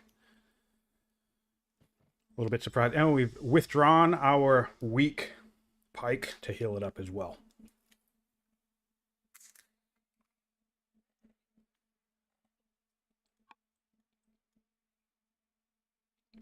$17 orders left, and still a lot of stuff in firing range. Nice tactical retreating, taking advantage of these woods. Mojo, forgive me, is going to be in a tough spot here because he has a nice force down here, and he has a nice force. Auro has a nice force up here. So Mojo's gonna need to figure out how he's gonna not end up pincered in between these two forces. Nice to have this choke point here, but currently in this fight, he's killed 1 unit each turn, and his opponent has responded, I think, with 1 or 2 kills. So there's a slight kill pressure here, and as he begins to withdraw, especially along these roads, I really love this, by the way. One thing to note, that starting on a road is important to get the best possible movement from that road. So I really like that all of these ballistas are pulling back, but they're staying on the road. Very strong tactics here. Further showcasing that Auro is a strong player. He understands certain nuances about the game. He knows that he shouldn't be throwing himself into this fight, and he's trying to get his opponent to come deeper and deeper into him, and hopefully he can launch an aggressive counter-strike that will kill way more units.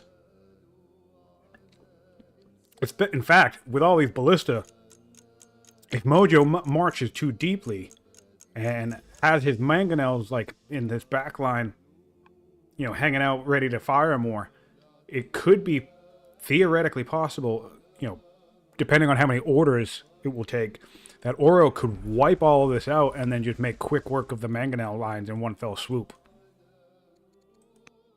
We do have elites, by the way, on Auro, but we haven't had any time to stockpile orders. We still are getting an extra 4 orders per turn from that, though. That's nice. All right, we are back to Mojo. Let's take a look. And let's take a look at this. Oh, we're still doomed! We didn't die this turn! That's incredible! Wow, okay, that's incredible. That's amazing. And our heir... Oh, our heir can now decide what he wants to learn. So probably do tactics, I suspect. Imagine if we got that event that clears the doomed and ill.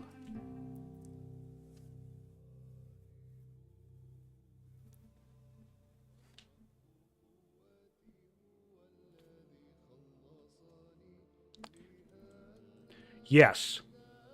But there isn't a... Mojo will have to defend against the Navy situation in the south, but there's not a lot of staging happening. Although I suspect... once this is fully set up, I think units could probably cross all the way from here. So then, yes, units will start pouring in from the south. So I think... man, I think this is still anybody's game. We are seeing infantry square, yep. 11 turns, quite a ways away. But it is time for pikes to show their faces in Assyria. Still getting steel research, so that's probably like 9 turns away, to be honest. We never put a nice agent in here, though. Wild. We should swap the matriarch, at least. But not even... Alright, we're coming down here. We're going straight in for more damage. So it looks like we're making our way towards the middle. And we're enlisting an elephant. A stompy boy. A Syrian stomping boy in the field. We'll probably just get killed by a pike. But hey, you know, better than the pike killing anything else you care about.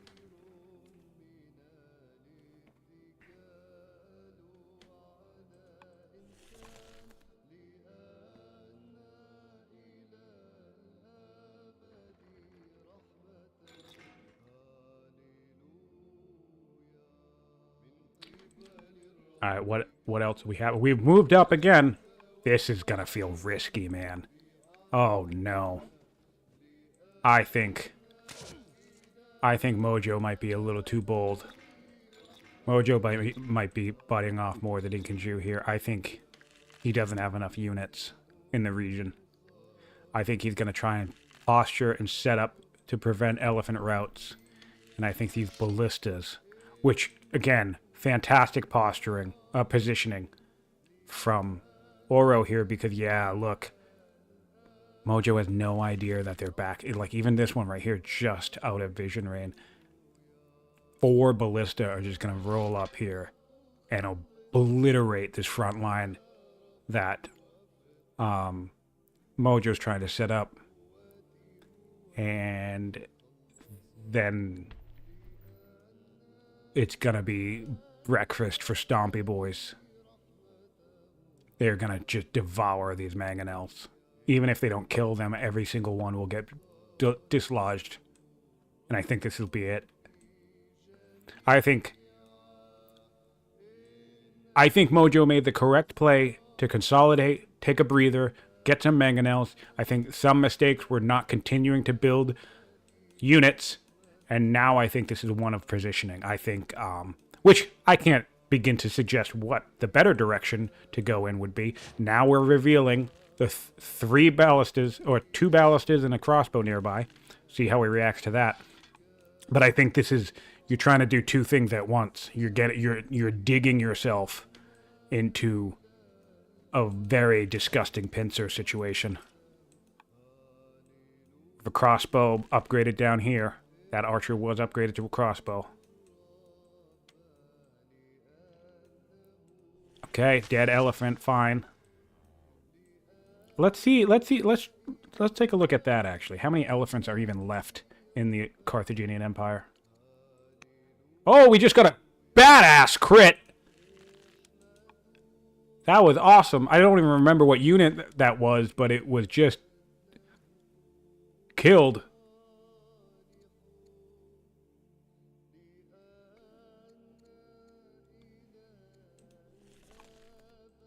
Okay, so anyway,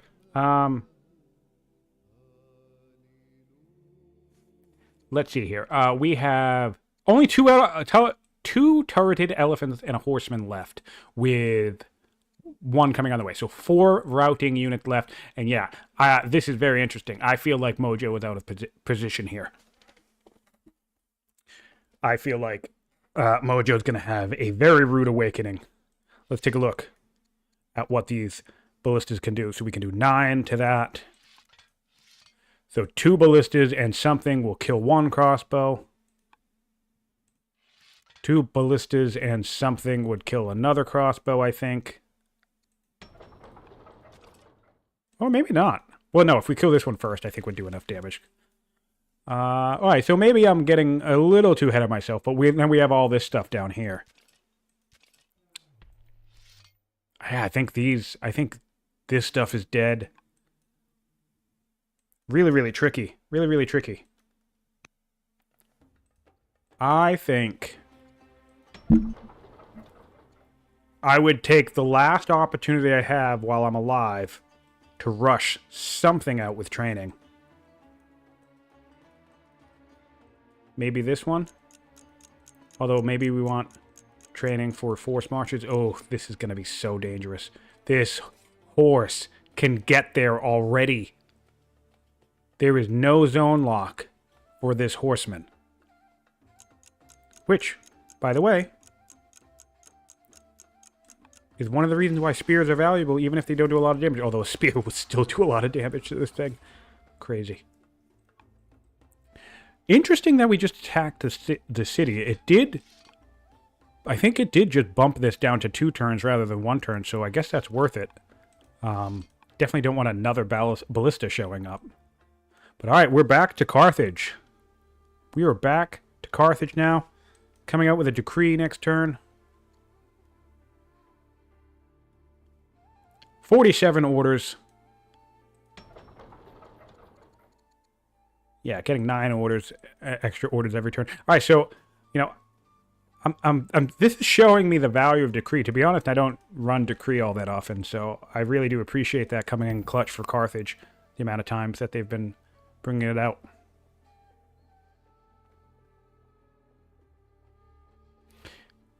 Yep, I think so. What's interesting here is it's really cool, the decision to keep this regent on the throne, recognizing the power of enlist. He can enlist every 2 turns with 200 civics per turn. I'll be deeply, deeply curious, because we're still being plotted by an opponent. So I would love... We're vengeful, bypassed, and plotting, and disappointed. Pretty much nearly every single opinion penalty you could have. So if there is ever a time for an event, an assassination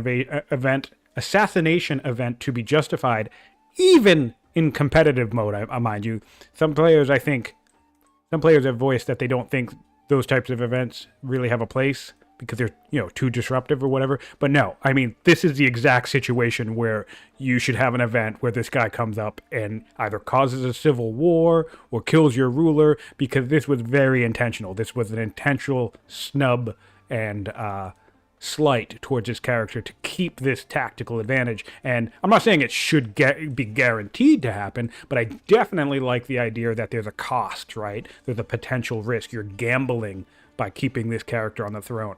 Gambling to keep the enlist potential, gambling that she could die or that, like, a rebellion could happen or something else. So, and that's the type of decision that I think are still strategic and still have value here.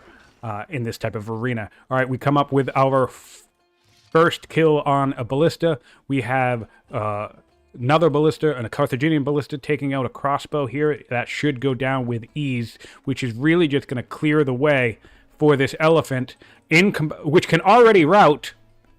I think this is it. I think this is it. This is going to be the game-defining turn. We did end up rushing as a crossbow from Hippo Regius, but I think this is going to be a game-defining turn.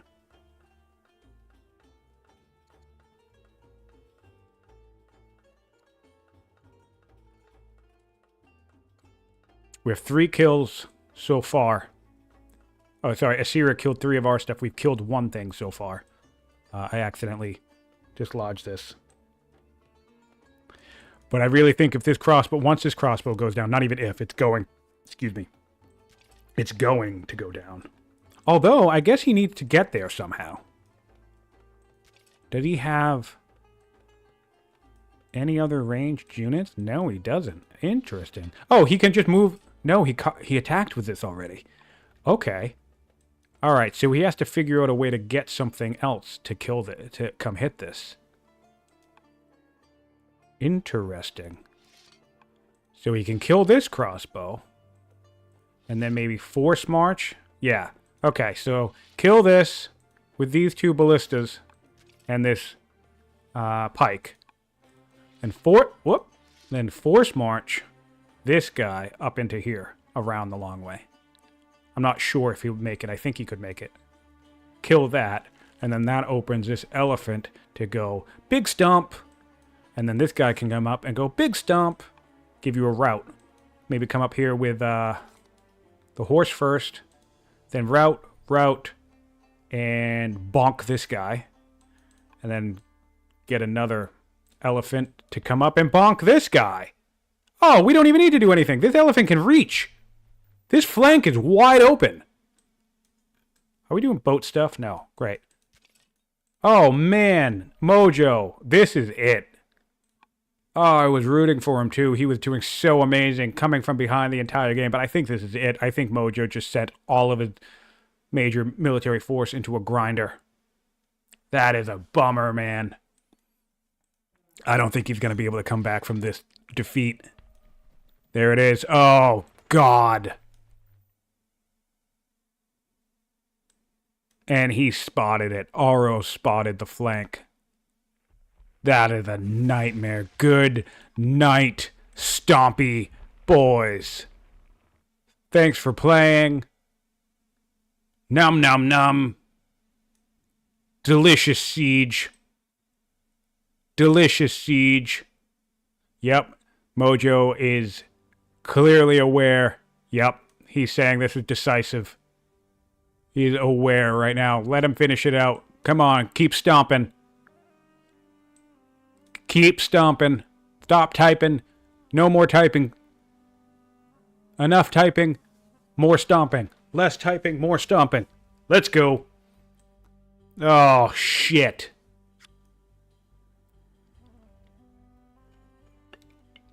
Yeah, so that's the experience coming into play here. But don't type it. Let him finish his attack and then say GG, my brother.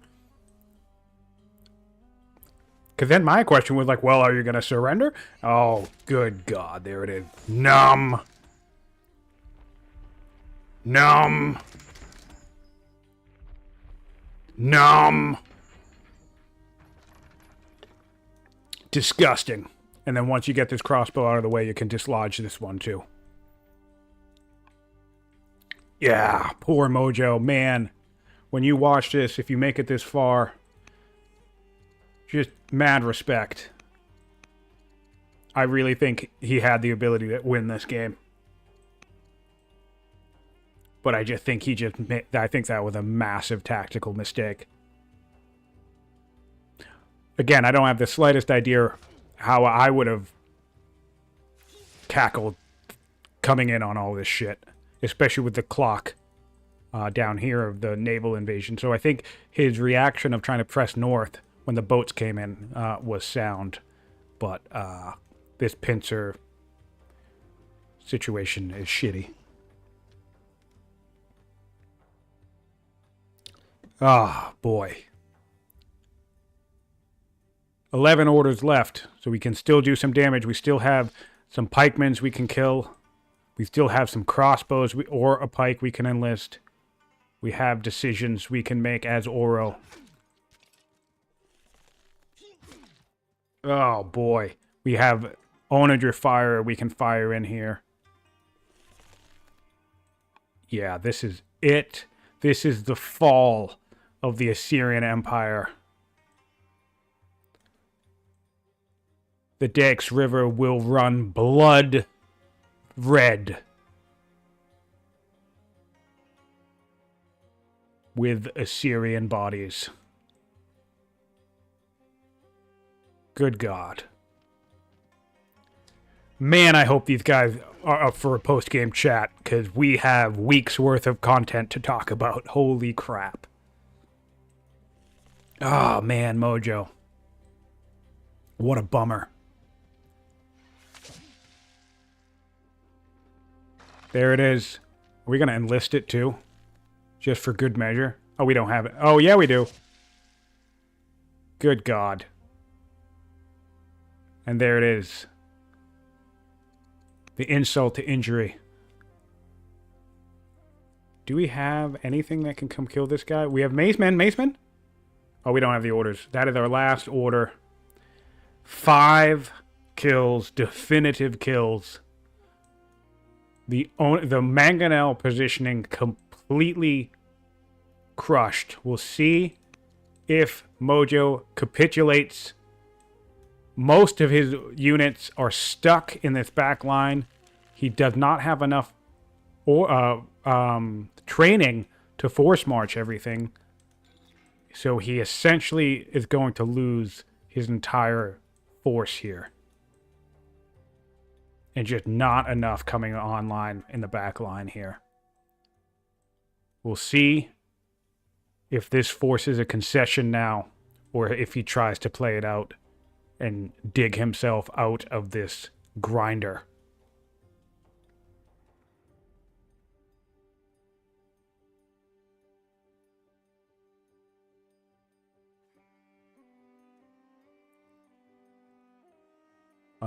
Unreal.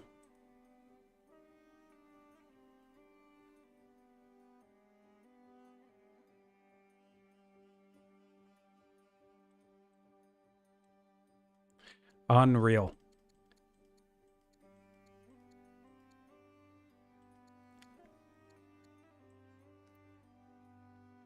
If you're with us live, I love that you're here watching this. There's over 20 of you in the chat right now. It means the world that you're here. I love that we all have this opportunity to watch such a fantastic match go down. If you're joining us after the fact on YouTube, please leave a comment if you made it this far. And if you haven't gone back and caught the rest of this video, check out part 4 or 5. Wherever is around turn 100, there's a really nice battle that takes place up here. All right, Mojo is making moves. He's going to try and get out. I suspect he's going to attempt to save his mangonels at least. Wow. All right. We have a child on the throne.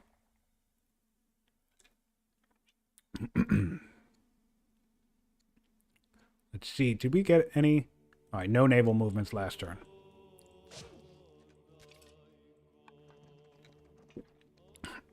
He could also just be aware that he's lost, and maybe he's going to let his opponent have some fun cleaning up the field. Carthage is still only stronger, but let's take a look at that power graph quick. Yeah, that is just not the math. This is the first massive dip that has been more Assyria than Carthage in the last 60 turns.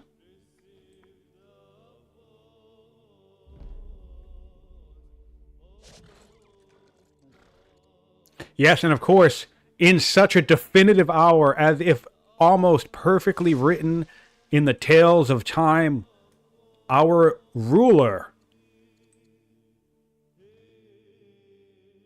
Esarhaddon the Drill Master, has finally died after 17 years of rule on the throne and winning a decisive battle against the Carthaginians and leading his forces into invasion. He died on the shores of Styx River, pierced by an arrow of the Queen Shamash, the usurper of the Carthaginian forces.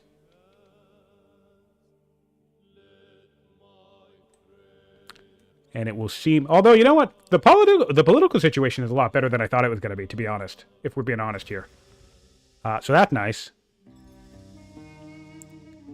We also have somebody running, a general running who's cowardice. So we have a fugitive situation. A tactician. Ooh. Oh, interesting. Interesting. We could put a tactician on the throne right now as a regent who would rule for 6 years.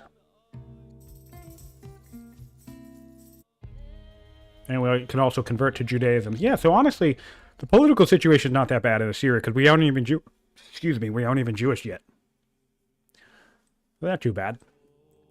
We're going to go to Mangonel in 4 turns. Crossbow in 1 turn. Crossbow in 1 turn. Yep, nice to see it. I'm going to dip over to Carthage real quick to see if they established any agent networks. They have not yet. They do have scouts in positions, though, so they can get themselves some networks.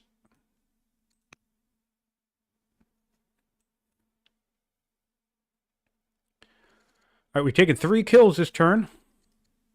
Not bad. But we lost 7 last turn. Oh, man. And see, that trade, you know, you can weather that trade when you're in Carthage's position, right? Where, you know, Carthage fought that last battle that led up to this, right? Losing the kill potential game. But when you're coming from a position where you're already stronger than your opponent, you can weather those losses in some ways. You know, so your opponent's killing 7 units every turn and you're only killing 5. Well, it's not, you know, it sucks and not ideal and still can lose you the game. But if you've started with 15 more units than your opponent, well, then it's not as big a deal. But when you're already weaker, and again, this is another attack where Assyria launched the attack while he was weaker. So at that, okay, we're having, the ruler, this guy doesn't like the ruler that much. But that's okay, still not as bad as it could be. And the tactician is on the throne, which is unfortunate because we did that a little too late. Oh, there goes an elephant stomping away. Stompies be stomping. Diving right in here.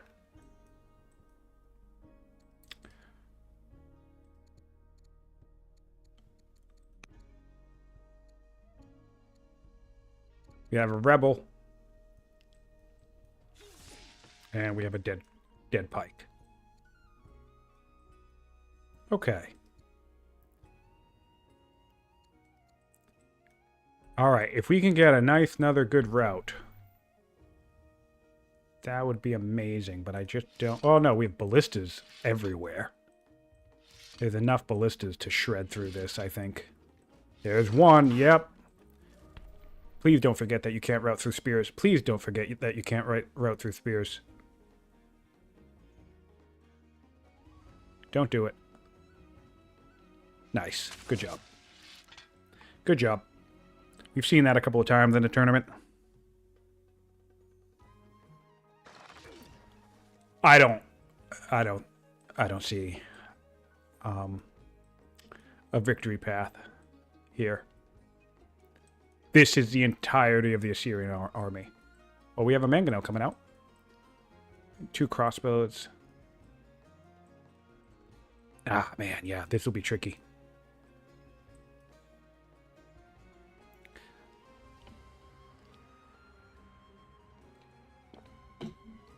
How long have we been going already? 2 hours. Jesus, man. They might, honestly, if it doesn't end here, they're going to need another break soon. Which, I mean... oh, no! Rounding errors! Plink. Here we go. Stompins be stompin'! Eat 'em up! Dude. I love... This is the best of both worlds. You get to rout and stomp. Oh! Ouch! There we go! Oh, man! I love it! Nom nom tasty! The Carthaginian elephant can ne'er be satisfied.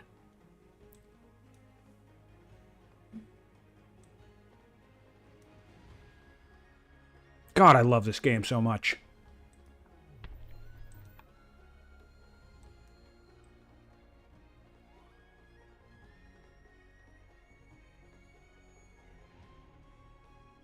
Yeah, possibly. I think Mojo, someone's asking in chat if Mojo may have missed that the zone of control wasn't perfectly hugging this mountain, and I have to imagine he did. Especially with the elephants, you can block. You don't even need spears, right? You can block them with anything. So I think he must have missed that there was a direct path to the back of his siege line. And honestly, with the way Auro was moving, it looked like Auro might not have noticed it at first, too. To be totally honest. Because that was not... He did that quite a few orders into his turn.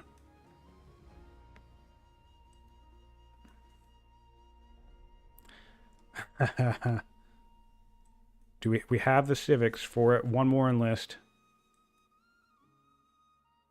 I don't know. Those mangonels are pretty beefy, though. We could get it. 2 minutes left. 13 orders left. The mace. Okay. He shouldn't do this one. He shouldn't come in here and route this. Unless... Yeah, that was a mistake. This one's not even unlimbered. That one's healed, so he should have actually just knocked this one, so got rid of it. Oh, it doesn't matter. A serious toast. Never mind. It doesn't matter. I really don't think. Mojo is just so screwed. Unless he has like a nuclear bomb somewhere in Assyria, I don't think he's going to do enough. I don't think he's going to be able to kill stuff here. Especially you're dealing with a 44-year-old zealot. Any other elephants next? 2 stompy boys. Where are they? Oh, this one's all the way down here. All right. Wow, man. All right, back to Assyria. I really think he almost had it.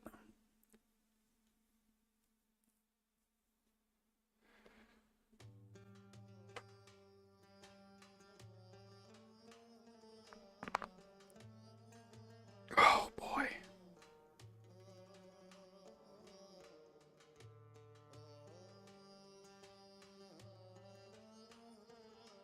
This is wild. What an incredible game.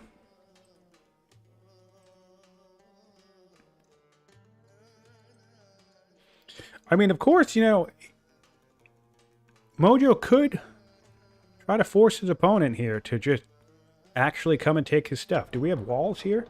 Yeah, we have a moat here. So if he wants to try and buy himself more time, he can. All right. Oh, rounding errors! We can do a final route with a chariot, though. And there we go. The last of the Carthaginian elephants that are in the thick of battle. The only living one is back at the capital right now. Wait, what the hell just happened? Oh, never mind. You attacked this guy. I thought it looked... The animation for me looked like this guy shot the maceman, which he did because of Pierce, but it looked like it was a ranged attack.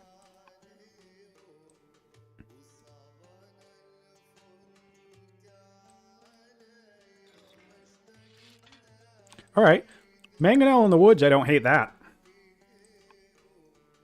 Honestly, kudos to Mojo for being like... just having the iron will here.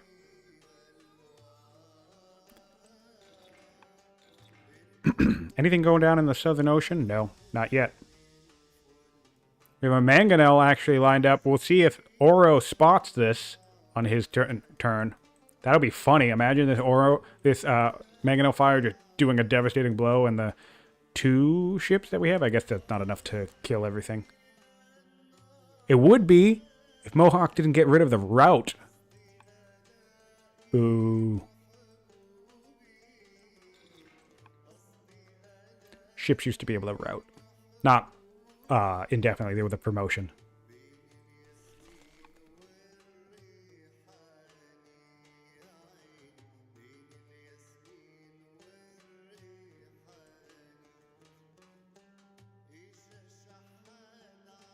All right. How are things looking? Politics is fine. Economy is fine. In Assyria, anyway.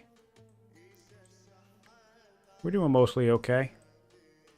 Still building decree. I honestly, with 60 orders per turn, I don't understand the decree either. Now that I think of it, I would also be building bodies from this place. Every one of my build queues right now would be building units.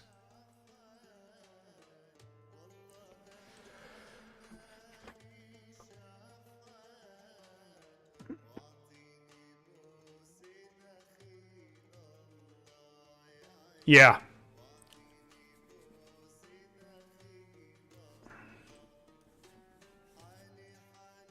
If I was gonna do this, I would have rushed it, just to get it out and maybe slow the tide of the Assyrian advance. But now I agree. At this point, you don't need to be building a moat here. This could also be. Oh, dude, yeah. So same type of thing. Do we want a moat in 4 turns, or do we want 2 crossbows, or 2 ballista, or 2 pikes? So this is the thing that is driving me nuts about these late game build queues. And I mean, these are both very well, clearly skilled players. We're moving up. Nice. We're making some attacks. Cool. Anchoring. Applying some pressure down the south. And this is going to be really shitty to deal with. I think this Mangonel can break this anchor though. He's just going to fire and just go whack. But yeah, it's systemic. These type of weird mistakes. And I'll be curious how often I do something similar once I'm actually playing rather than commentating, because it's newer players, it's veterans. Fonder Cargo is another player who played a game recently, and he's been playing multiplayer games forever. And I saw him doing some stuff like this. Mojo was just doing it with his woodcutter, and then of course newer, less experienced players, novices or whatever. We have a handful of people in the tournament who are not super experienced players, and they make mistakes like that too. So I'll be curious. It fascinates me. It fascinates me because it really does come down: do you want a moat or do you want 2 crossbows? Because I think 2 crossbows is better at this point. Coming up with a nice. We got a crit with our longbow.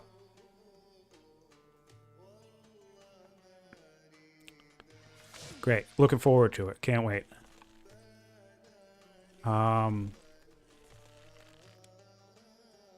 Yes.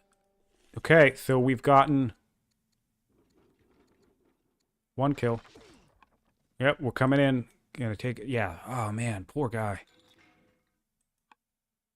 I love rooting for an underdog, right? Right. I think that's also par for the course, and that's what makes watching these things so fun. Because at first someone's losing, and you're like, "Oh, I'm gonna root for the guy who's losing," and then they start winning. So then I start rooting for the opposite player. I've kind of been a little bit Team Mojo for most of this match, but I'm very impressed with Auro's performance here, and I definitely think this is going to be a well deserved and well earned win, if he does in fact pull this off. And it really does look like it's coming to its final conclusion here. We could see, though. I mean, I could say that for the next 30 minutes, and then they could break for the next half, because there are still plenty of crossbows coming online. I just feel like with this level of ballista pressure, even crossbows, right? This is a crossbow in a fort, and it still does 5 damage to it, right? So outside of a fort, you're talking like 7 damage. Which is another reason why we shouldn't be building a moat as Carthage. We should be building more units.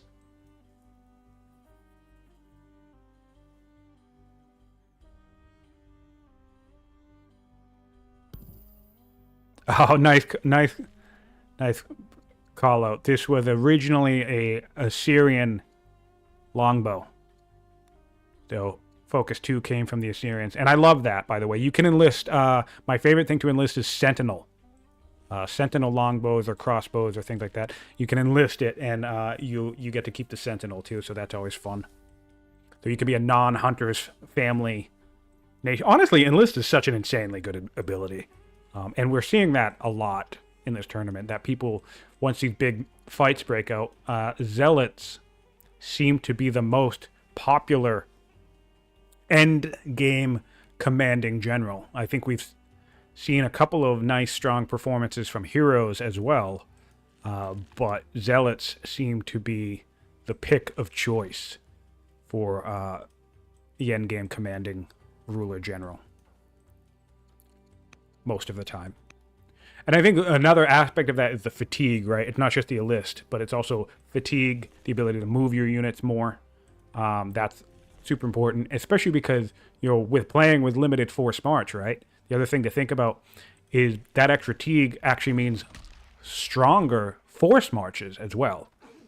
You technically get to move 2 extra spaces off of a force march because of that. And then, of course, the rushing with trading. So it's just a trifecta of everything you would ever need in combat. There's like we're coming up for a rout here, making our final stand. Killed the Carthaginian ruler in the field. Wouldn't it be nice if she died? I love those events. I think it would have popped immediately if it was going to happen, so I don't think it happened. All right, another route. Good old-fashioned turn 154 chariot routing.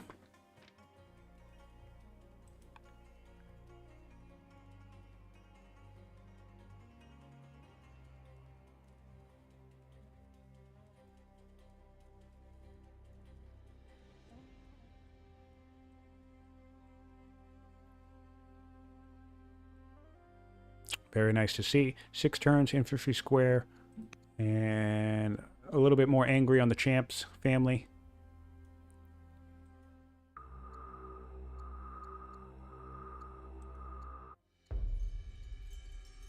Yeah, both players have less than 50 legitimacy at turn 54. That's because, for those of you who don't know, we have been playing with 2 options. One is, where is it? Realistic mortality is, I can't find it, but realistic mortality is on here somewhere.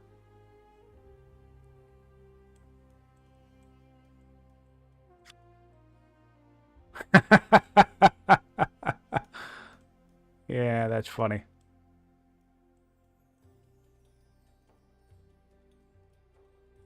Auro is remarking on the fact that Assyrian workers are still doing stuff. Pretty sure none of the Carthaginian workers are doing anything. Excuse me, and have not been doing anything for quite some time.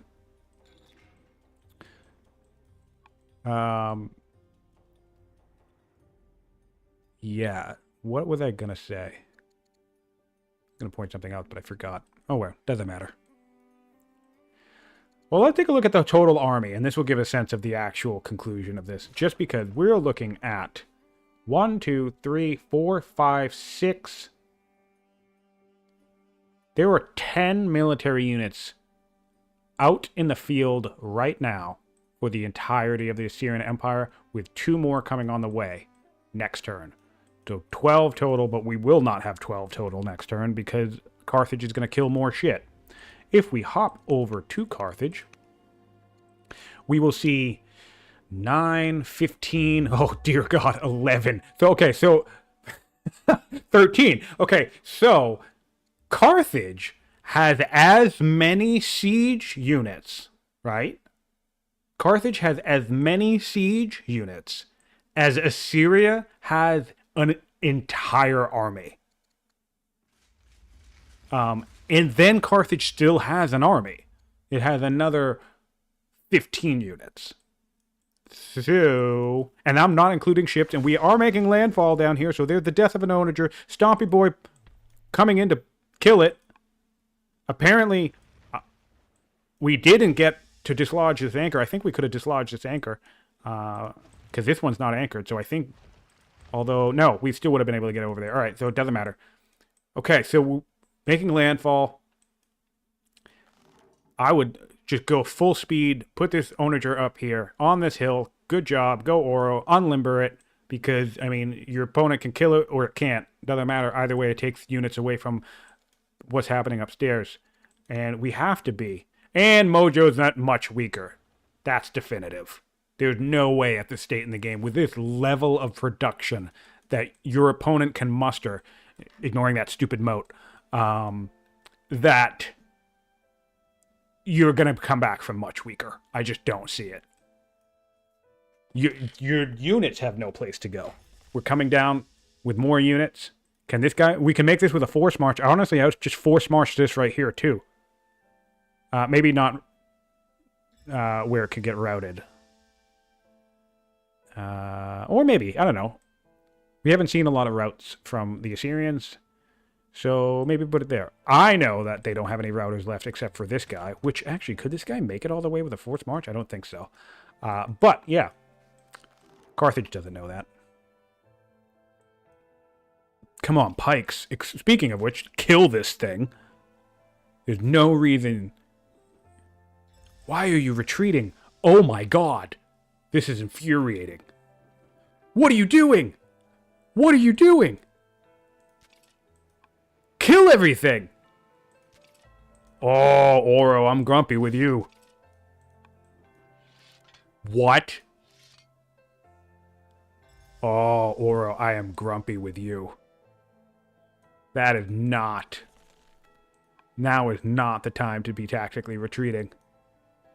I understand that Mojo has been terrifying this entire game, though, so I get it. My sympathies, I get it, but this is nuts. I cannot believe that Auro just backed off.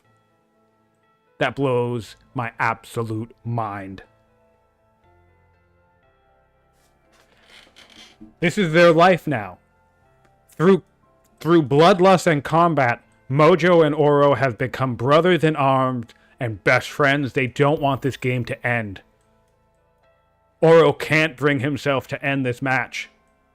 This is just where we live now. We live in the old world. We live in the coastal rain basin.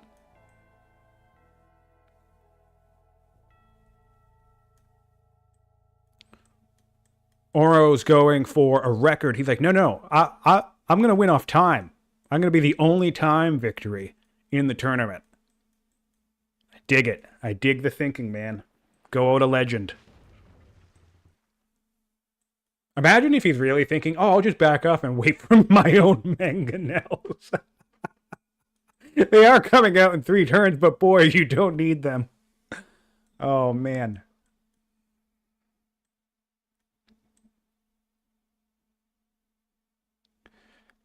The other rule that was changed was, oh yes, allow negative cognoments. That was another one.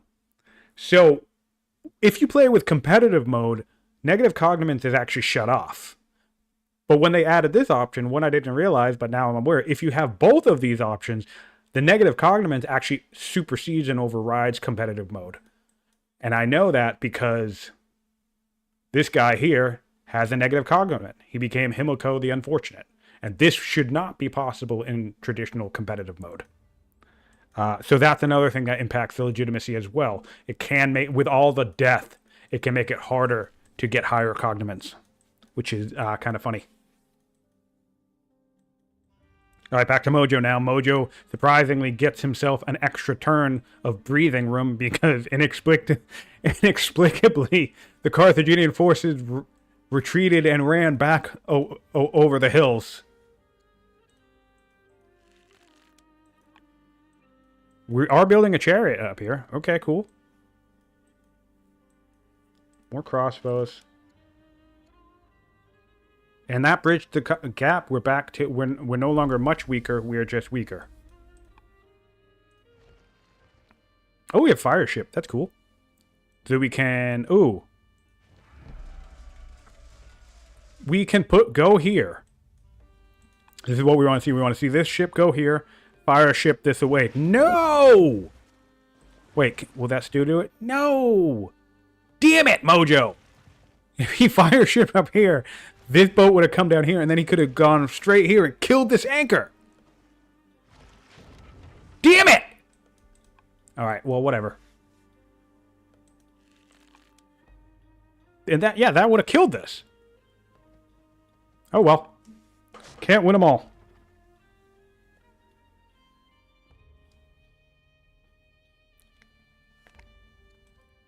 Can't win them all.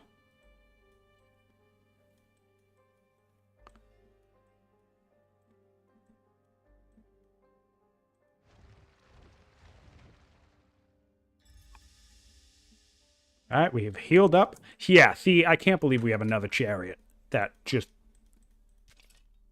let go. And so, but I think this is an experience that goes back to that thing that I was saying with the experience issue. Clearly, Auro is a very strong player, but that retreat, I think, is a multiplayer, dual, head-to-head experience issue. If the roles were reversed, and pretty much we've seen that already, right? Mojo would have kept going. An experienced duelist would have kept going because the experienced duelist would say, "I'm going to kill 2 more crossbows, a spearman, and let's say a chariot," and then they're going to say, "And I don't care if I lose 3 or 4 units for it because I'm now much stronger."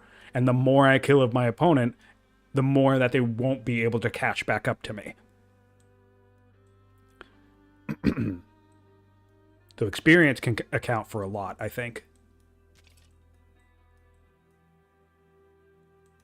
I cannot believe that half of this shit is still alive. There were like 6 ballistas in the region. 1, 2, 3, 4, 5, 6, 7. There were 7 ballistas in the region, and we have 5 infantry units that are still alive. That just blows my mind.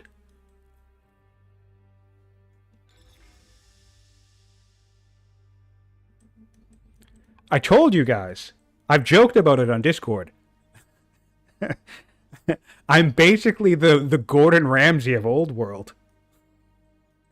I have a hard time not being so expressive when I see stupid shit. But of course, I promise, I am so grateful to all of the people who let me watch their games, spectate and commentate, and talk about strategy and stuff. And I hope everybody understands it's with good fun and humor. You know, I think, especially on Discord when it comes to typing, I think I come across as way more of a jerk than I actually am, in all seriousness. All right, back to Carthage. And we'll see what they decide to do. I mean, I would like to... I know we're having an order issue here, but I'd like to still see some aggressive posturing. Your route... Your sea route is in jeopardy. So...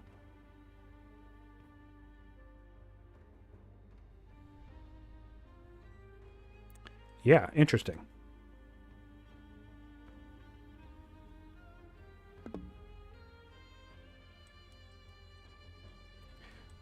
I don't understand how YouTube stuff works, but I just noticed, Solver, you have a crown with a number 1 next to your name. And I can't tell if that's just something that's on your name because it's there, or if that's telling me that you're like my number one fan. But if it means the second thing, I think that's hilarious. All right, we have 1 turn ballistics on Carthage. We're building more boats, fine. Building another elephant, great. Building a moat for some reason, fine. And a crossbow coming out. Did some more damage to this crossbow. This ballista should clean it up. Commented the most. That's what it means. Okay. All right, so the crowns mean who's chatting the most. Got it.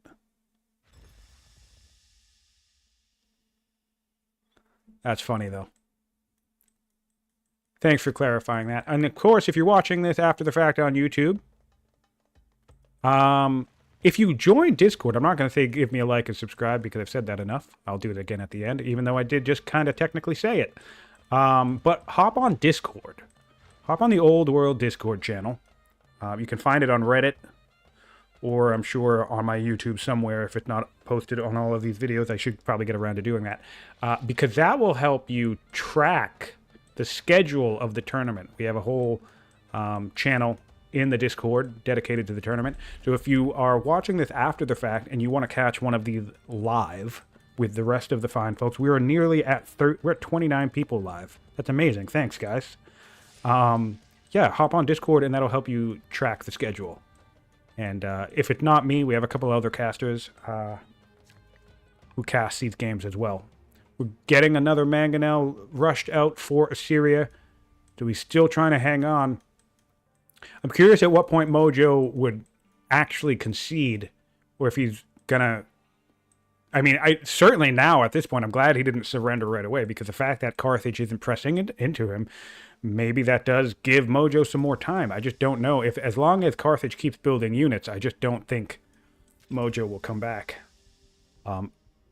Unless he can have another banger of a war, of a battle where he just kills so much more shit than than Auro can. Boy. Oh, right. Good point. There is a Discord button on the main menu of Old World when you're inside the game yourself. So when you load up the game of Old World, down on the bottom left, all of the socials for Mohawk, I believe there's a link down there. And the Discord is amongst them. So if you're not a part of the Discord community, click that link and you can become a part of the Discord community. You'll find myself there chatting nonstop about all sorts of stuff, or getting in fights with the dev team. And then you'll also find the dev team there, ever helpful and also getting in fights with me all the time. So it's a fantastic fun time. And you should totally join in if you're watching this on YouTube and you want to know how to get more involved with the community, or get strategy tips, or talk to any of the players who've played in the tournament, comment on the games. We have a chat where we can talk about the games as well. Lots of good, fun time there. All right, back to a serious turn. 4 turns on infantry square. Getting pikes could be interesting. Although now that our opponent has crossbows, that's not going to be as good as we want it to be. And this is, by the way, if you did not watch this entire game, I have to call out, I did not cast, I wasn't casting at this part, but I did catch it after the fact. I did a brief kind of like catch up on where we were in this match. This is actually the second time Carthaginian forces had made landfall and have begun pillaging and harassing this this territory in Assyria. So that's pretty amazing that Carthage has already been here before. I love it. We'll see how it works this time.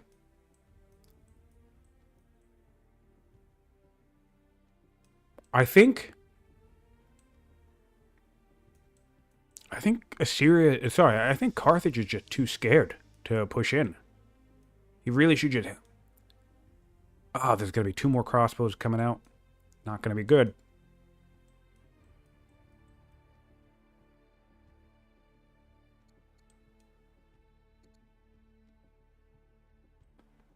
Not going to be good. Let's see what Carthage's opinion is. Okay. All right. All right. We have 2,000, over 2,000 stone. 200 civics per turn. Do we have a builder anywhere? Would love a builder. No builders anywhere. Wouldn't that be an amazing finish? Oh my god, I would kill for that finish. After all this, if Carthage just took its massive stockpile up to like 2,000 civics, stockpile up to like 6,000 stone, right? And then just built the exact number of wonders he needs to build for the point victory, and just, if he had a builder on the throne, just builder stacked him like he can build the Circus Maximus right now. Just build everything. He could build a mausoleum. He can build a wonder right now. I hope he does that.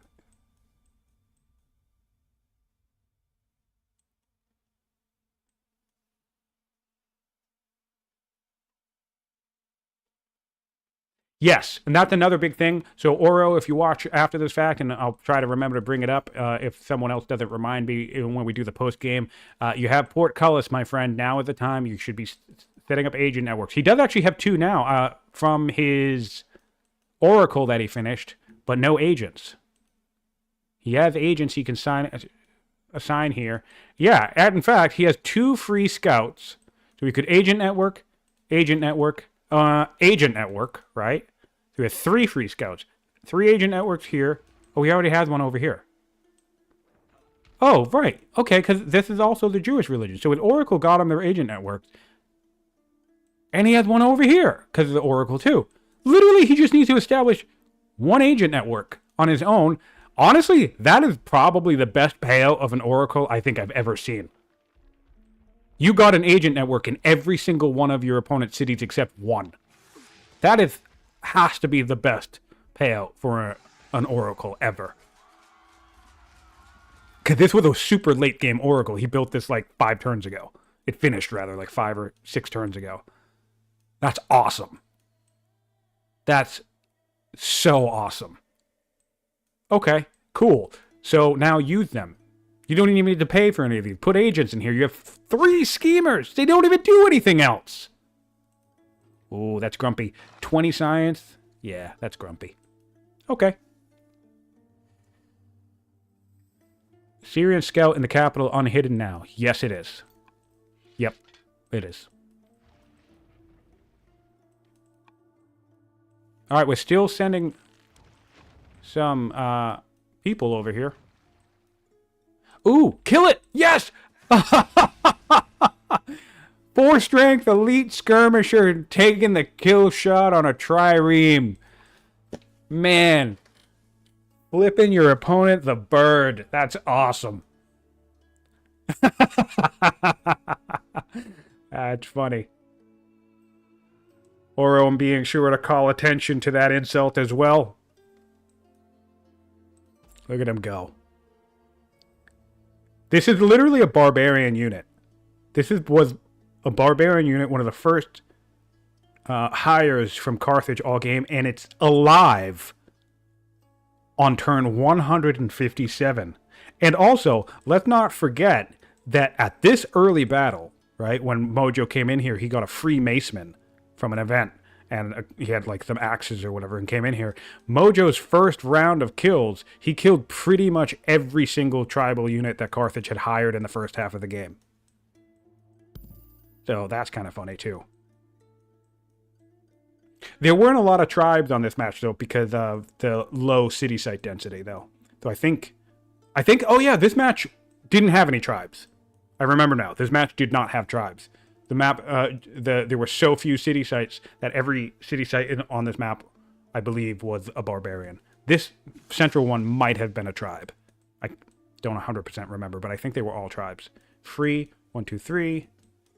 Free, 1, 2, 3. Yes. Every tribe was a barbarian.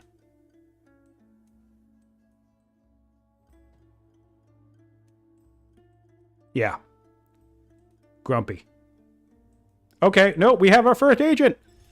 I'm on Carthage. Agent in the capital. Okay, let's go. Let's do more. Agent networks everywhere.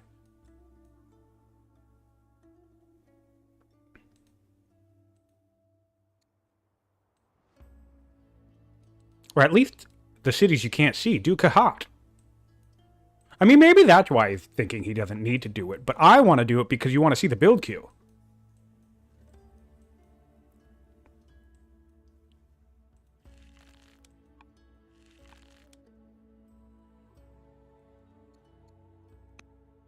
Still never got professional army. That's a bit unfortunate, too. Because that free XP you're getting rid of. Also, yeah, dude, adopt engineer, man. Adopt engineer and just build every wonder in the game. Because I feel like even if he did that, right? That at least forces a surrender. If Auro adopts engineering and builds, what is it? 5 more wonders? Just starts them? I guarantee you that would force Mojo to surrender. Because there's no way that Mojo would be able to take any points off of Carthage before they finished 5 wonders. There's just no way. I don't think there's any way they'd be able to do it. So threatening that point victory would also close out the game pretty handily. Excuse me. All right, back to Mojo.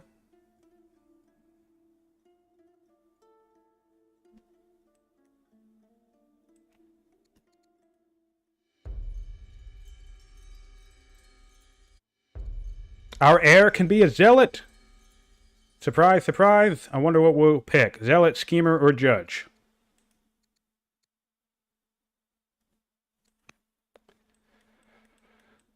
Spy Master is dead. And we did lose our scout. Which is a bummer. Getting an agent network up in Sika or Gadir would be useful for Assyria.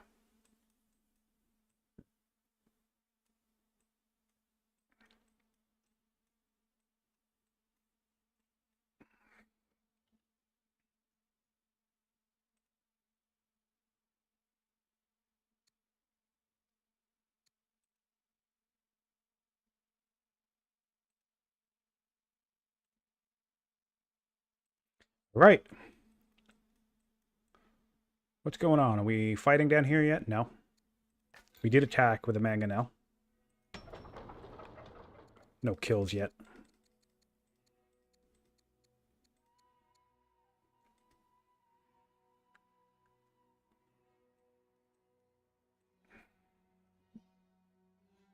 We do have a crossbow in the region. That's nice. We have 2 crossbows in the region, so that should help. Takes him to 3 crossbows. We have plenty of crossbows in the region. Crazy. This is what bothers me. It's like Mojo should be threatening in the north as well. Oh, what's awesome is I think this mangonel is going to stay invisible for 5 turns once the ruler changes hands.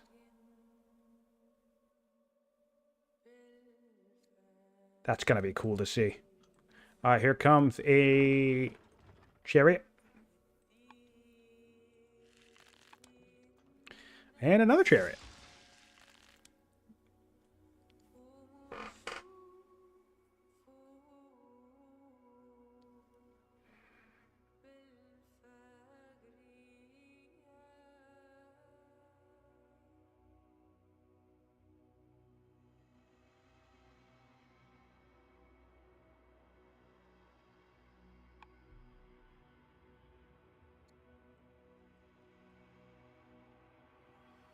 Interesting. I think, yeah, all right. So that's all he did with his turn.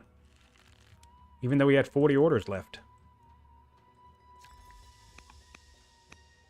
Okay, back to Carthage. I mean, Carthage still has units in the region. Coming up with a...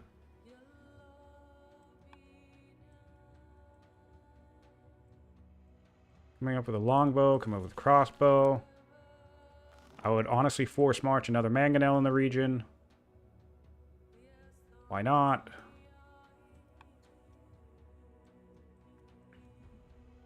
Ballista coming. Wow, a ballista can make it most of the way. I'd force march a ballista. We also have another anchor coming up. Great to see. Honestly, I'd love to see an anchor even over here. Just start coming over these hills. Why not? Burning stuff. That seems excessive. That seems excessive. You're burning.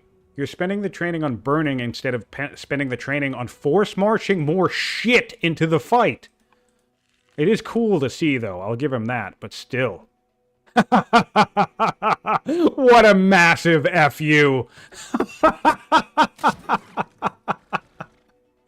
That was awesome. That's another reason why. Who cares? Don't spend the training burning stuff. Oh man, that was so funny. All right, well, both you chariots are dead. That's funny.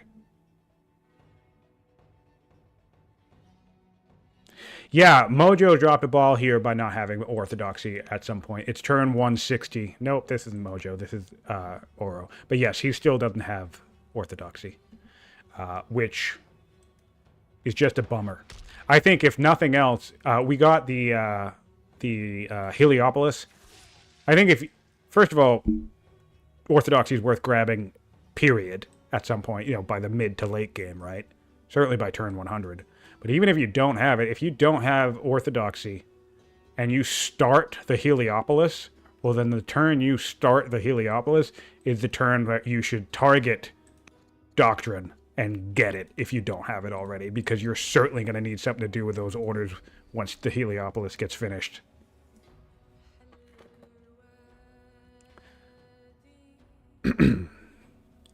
And that's what's actually crazy about this, too, is that I actually think if Mojo had orthodoxy, this loss, given the fact that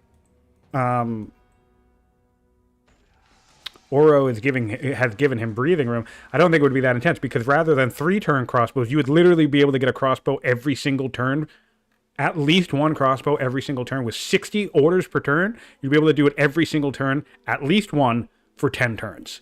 I guarantee it. Across all of your cities, combining the spreading out of the rush cost, absolutely could you get a crossbow every turn for 10 turns. And that's a minimum. You could probably do 2 crossbows every turn for 5 turns. You could get it. In addition to, most of these build queues are already building crossbows every 2 turns anyways, right? So just every time you see something that takes more than, let's say, 3 turns, just instantly rush it. He would have just crapped out an army. And I think that would have surprised Auro. I think Auro would have been surprised by waiting like 5 turns, trying to do this, and then just seeing an army as massive as Mojo had started this invasion with, just waiting for him. But now, what are we building? Are we still building nothing but units in Carthage? I hope so. Except for the decree. Good.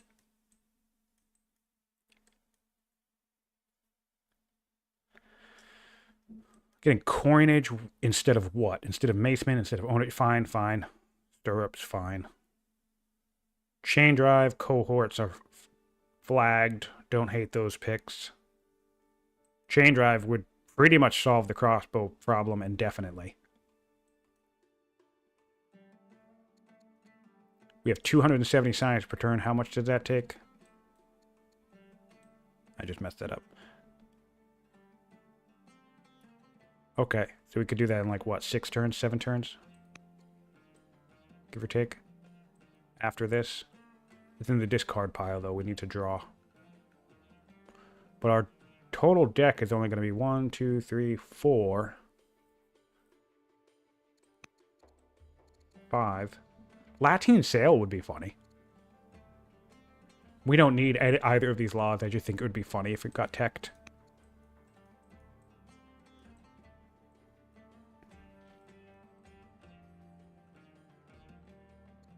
Alright, we killed 3 units this turn. Mojo's still only weaker. Blows my mind. He did dip to much weaker at some point, but he's back to being weaker. Back to Mojo's turn now. Let's see what we got. Crossbows. Oh, man. Carthage. If Gaza... I mean... I have to imagine if Gaza falls, he would surrender, right? Because if Gaza falls, then transforms into Carthage, this border would actually collapse, I think. Oh, wait. No, you might need one more. It wouldn't matter anyway. You'd still have complete naval path. And then I think you just race it. Then I just think you take all these units and just screw it. Goes for the capital, because even if this guy comes down here, I don't know, man. Seems like Mojo's just limping along at this point.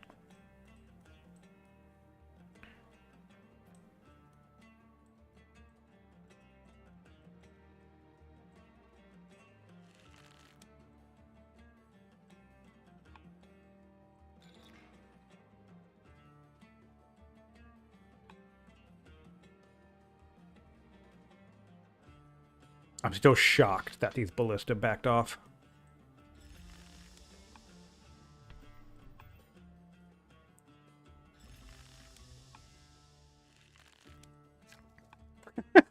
I love this. We're building a cold bath. Return 159 cold bath.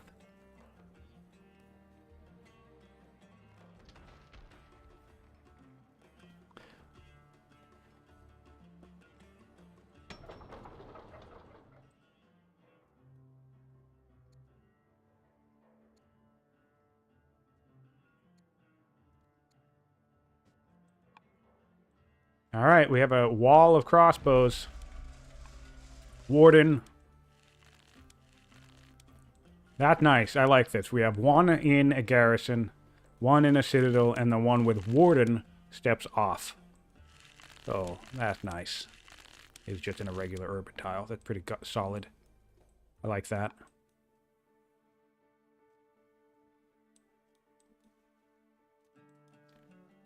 Another crossbow in the region. Trying to get himself into a position where he can come... Oh, yeah, right. More crossbows in the region. Okay. So he's trying to deal with this core. And this is another reason why I'd like to see Carthage start just coming up and... Honestly, he just needs to be... This elephant can come in, whack one of these mangonels, and yeah, he can just surround the city.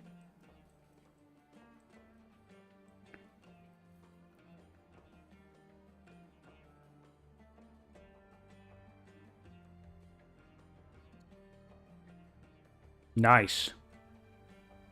Yep, the new Zealot King has a sweet beard. He's debauched as well. Oh, he's swift, though. That's fun. Swift Zealot. This lady still didn't get knifed by the air. I'm a little disappointed in that.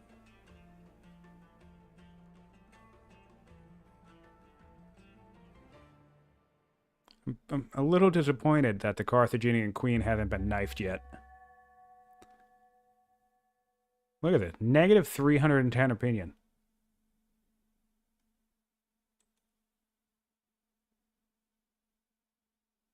Crazy.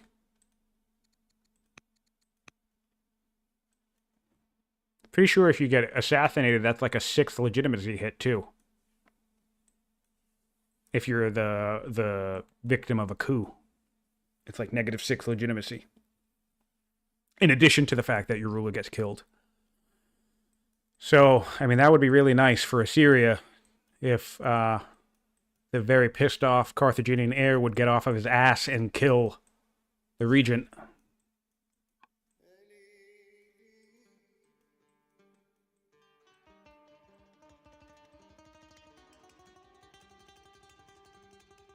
Three-turn siege tower. Yeah, and this is, we have 24 orders left, and we don't really have anything we need to, you know, that's one of the reasons why we've already chopped this whole forest. Because we're running out of shit to do with our orders, so look at this. 27, exactly, right? So we have 24 orders. We could just start rushing out siege towers every turn. And still be able to make a turn. Where is something else? The crossbow. Crossbows are 18 orders. Isn't that awesome? 18 orders for a freaking crossbow. You kidding me? And it scales. It scales up. Like, this would go like 18 to like 21, 25, 29. It's like, it doesn't... I don't know the exact variable there, so I'm probably like off by a few numbers. But Yeah, no, you could hit this like 5 turns before it gets too crazy. Orthodoxy is so insanely good. Okay, all right, back to Carthage.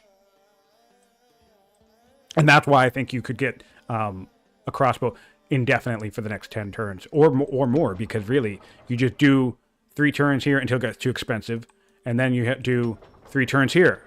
I mean, you do it here before it gets expensive. So at least one city would build a crossbow every turn, pretty much indefinitely for the rest of the game. On who? There's state religion for both players. Judaism and Zoroastrianism. No, if you're asking about Assyria, Assyria literally does not have doctrine. It's turn 160 or 170, and Mojo does not have doctrine. That's the issue. He's had a couple of opportunities recently to grab it, but he opted for battle line.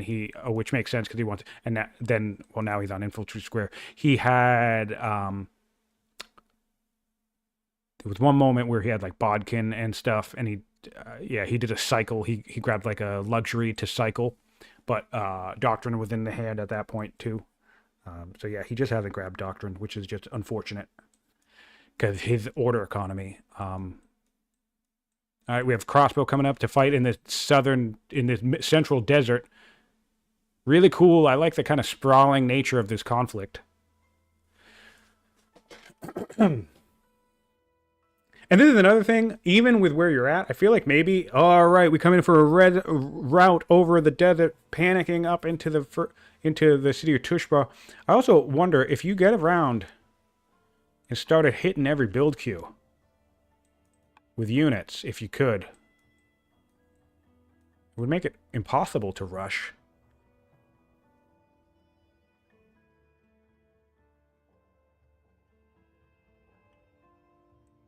Oh, yeah, I see. Someone was asking about the tooltips.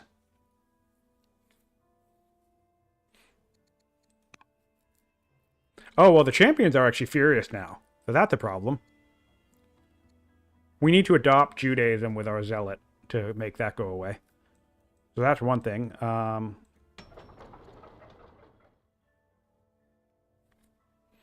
Interesting, yeah, it looks like the tooltip says both. I suppose that's mildly confusing.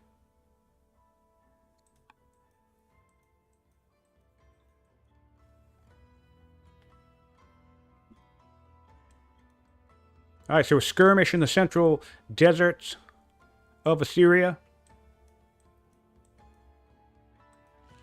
Taking attacks against Gaza. And that city should be able to come down. Although, what are we doing with everything else? How many orders do we have left? 32 orders. Where is our army, and why is it not doing more shit?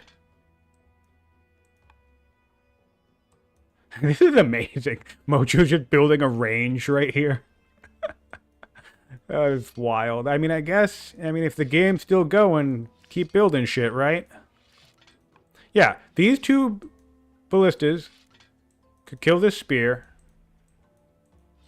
I mean, maybe Auro's thinking he doesn't need to kill this stuff, which is honestly, in fairness, 100% true. In fairness to Mojo, it's 100% true. But I think what I would be thinking about is, oh, there we go. Now we have the ballistas coming down. But also, I'm just thinking about creating an environment that's conducive to forcing a surrender. So I think if you did start taking this while also doing this, I think your opponent would get into a position where they just know they can't win. But I feel like Mojo must already know that. Of course, relying on your opponent to make mistakes is the best way to win, because most of the times I lose. Not tooting my own horn here, but I think it's because I make very dumb mistakes thinking I have the game on lock. Being in positions like this, for example, being like, oh, well, clearly I've beaten Mojo at this point, so then I go something stupid, and then someone of Mojo's skill says, well, that was pretty stupid, and then beats me.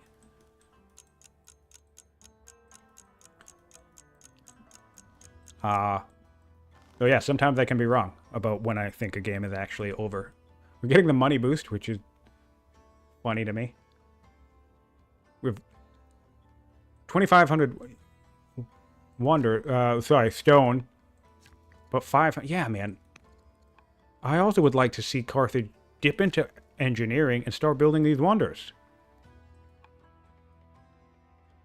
Let's take a look here. How much stone would he need? He would need 1,200, 1,500, so that's 2,700.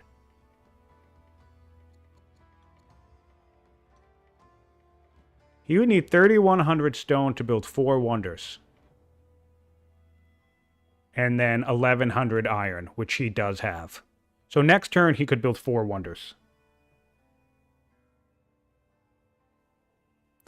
Auro can build at least 4 wonders right now on his next turn. So to force a surrender, I think I've already said this, but I'm going to reiterate. To force a surrender from your opponent, where you're clearly dominating the map, the position, and invading his forces, putting them on his back foot. We have 25 out of 35 points. 4 wonders would bring us to 33 out of 35 points. So literally just build 4 wonders. Just build all of it next turn. He could be waiting to do all 5, in fairness. But then if you do that, then that sets your opponent on a clock for whenever all of those wonders finish. All right, so the crossbow regiment outside of the capital has taken a kill. The crossbow regiment in the north seems to be attempting to take a kill. Kind of like this cheeky scout standing here. Wait! That was upsetting. Okay, so even if you're going to kill the scout, fine. But if he did it here, he would have killed the scout. He wouldn't need the second crossbow. But I guess that's just nitpicking at this point. Mangonels for Carthage. Mangonel, Ballista, Mangonel. All right, so we're getting our Mangonels coming online. Oh, he would need the civics. Yes, okay, good point. He would need the civics. Well, let's take a look at that one more time. This would be 2. This would be 4. This would be 7. And this would be 9. We would have just over 7 next turn. Okay, all right, so forgive me. He could build 3 wonders next turn, not 4. But yeah, either way. All right, back to Mojo. Oh, I mean, we're still on Mojo's turn. Yeah, he's finishing up now. It's sending it back to Carthage. He'll get a ballista next turn. What is he building right here? A windmill? Okay. That's so funny to me. All right, back to Carthage then. We have lots of good stuff in the region. Not enough to force march, though, which is unfortunate.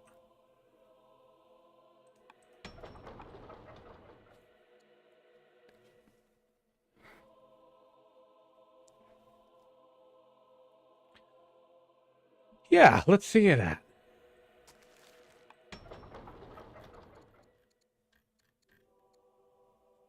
Another 20. Maybe. I guess maybe if he counseled everywhere, he might be able to get that 4th wonder. But I mean, technically he needs 5 to win.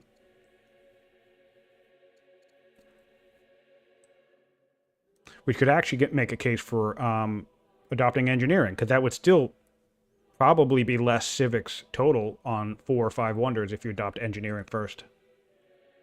Because engineering does affect civics costs. All right, we have some pikes moving up. That was a forced march pike. Of all the things you could possibly force march, I'm not sure how I feel about that, but it looks like we'll probably head up for an enlist, so I guess we're not going to go for wonders here. Oh, is he going to try and zone of control lock all of this shit? Because it's currently all... most of it's locked in. Oh, man. Okay. All right. If he puts... Where is his other scout? Where the hell is his other scout? Are they both dead already? Nice. Okay, never mind.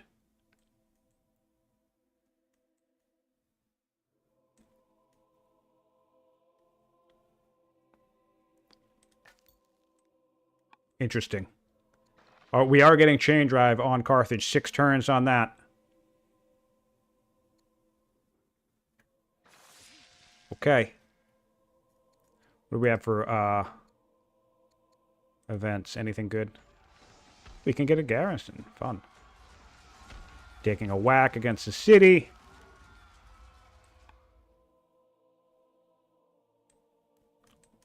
Yep. I think this is often overlooked in this type of battlefield situation. You don't necessarily need to be adjacent to the thing to zone of control lock of it. So, for example, if this archer... this guy can currently get out of this whole formation, right? If this archer came over here to this tile, this crossbow would not be able to hit this archer. But it would still serve as a complete barrier block to this final crossbow. So that can be a nice way to zone of control lock people without exposing all of your units to a particular strike from certain units in response. Can be very useful when you're trying to deal with spears and mounted units.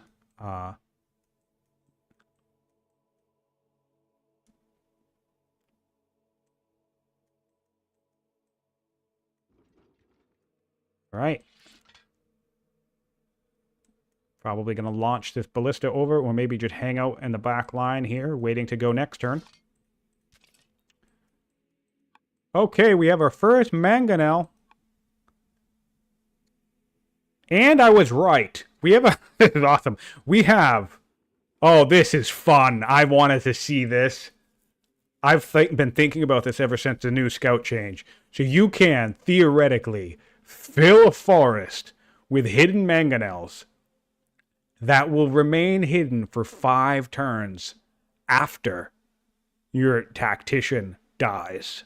So in theory, in some fantasy conflict in the future, you could have a situation where this whole place was stocked with onagers or mangonels, and your opponent comes over these hills to try and attack you while you have like a zealot on the throne, and then you just surprise launch a bunch of onager siege fire from the woods. That would be hilarious to see. We're going to get some version, a lighter version of that now, which will be quite nice.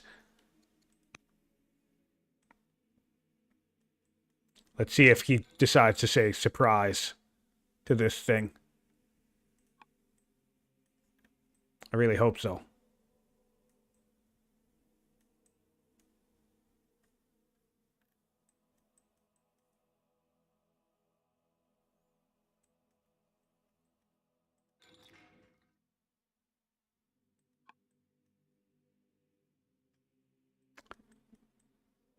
So many things to keep track of. There's basically 3 different fronts right now. Here, here, and here.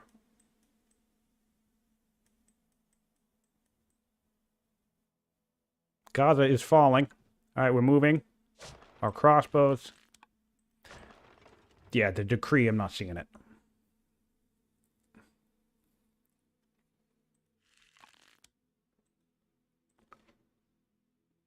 Infantry square, 1 turn.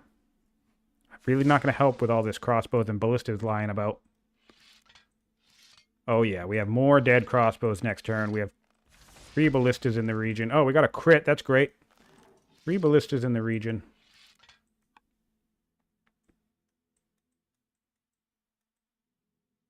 All right, so that concludes the southern theater. Let's see if we could just go directly north to the central theater.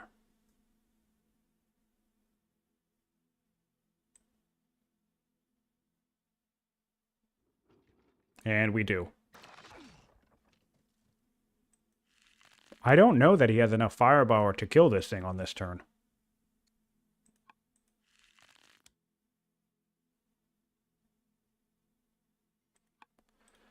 Oh, he might. No. This crossbow can come down here and kill this guy. Yep. Okay. Man, if we have a ballista that can force march up here as Carthage, that would be tasty. All right, getting a mangonel in position on the mountains to try and fire into the back line. So Hippo Regis is effectively almost completely emptied, and it looks like... I mean, there's no reason to fire on the thing now, I don't think, but it would be really, really cool to see this thing fire on a few units that are trying to take this after standing on some urban tiles. Just for the cool factor.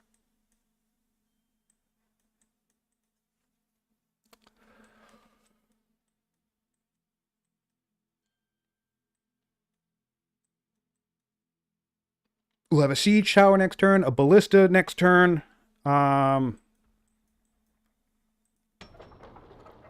And I think that's it. We could get a chariot in one turn, an archer in one turn, or ballista, mangonel, etc. in two. Oh, we did fire! Damn it! I didn't think he'd actually do that this turn. Okay, do they have anything else that can kill it? I don't think anything else is around to kill it. That's depressing. Alright, well, surprise! Oh, man, and with even a Highlander. Highlander Sentinel hidden. Cool. I guess if he got a crit, it would have done a massive amount of damage. It would have killed it. I could have burned another 20 orders, I think.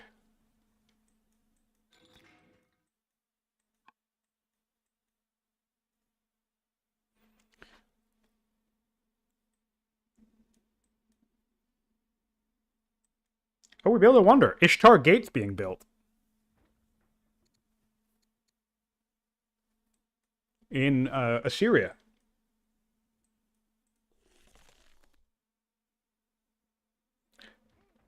I would love to see this Zealot ruler come up and list the worker and have that be the way that he eliminates the Ishtar Gate. That would be so awesome. Oh, that would be so awesome. Please do that. That would be so funny.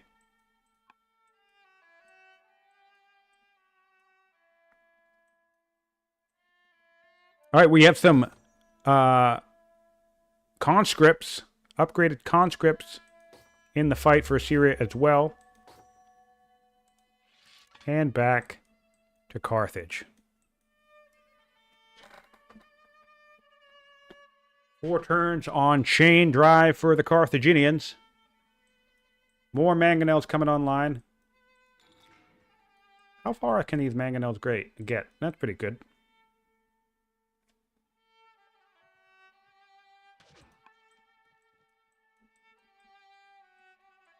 Yeah, I think there's plenty of kill potential here. We already moved in with a crossbow. Ballista coming out next turn. Mojo certainly content to make him work for it, though. That's for sure. I feel like Mojo knows his days are numbered, but he's not giving it for free. Which is totally fine. He's earned it.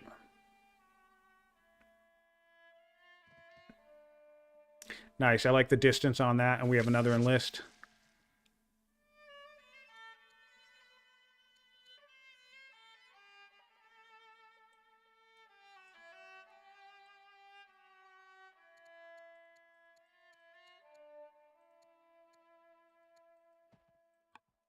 All right. Oh, I love this. I just want to point this out because I mentioned in a different match something because someone was aggressively chopping forests to clear a battlefield, right? Because they had a bunch of archers. But they left. There were like 3 or 4 scrubs in the region. So they cleared all the forest, but they didn't touch any of the scrubs. So I just want to point this out. I went on a little sidebar about how scrubs are really useful for defense against range units too. So you want to get rid of those in the area. And this is what I'm going to use to point it out how. This unit is doing 7 damage. This unit is going to do 7 damage against this patron's guy. Who even has Even in the same territory, although he's got an angry family, so whatever, right? If you look, I mean, I guess how much of that?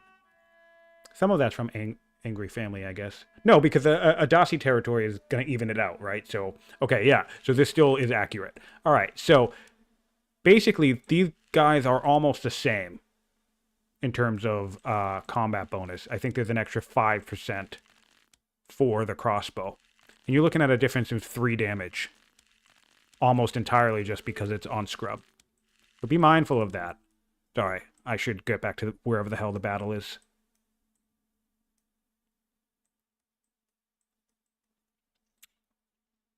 "29 orders left, though, so still hasn't been that much movement. There are ballistas in the region down here.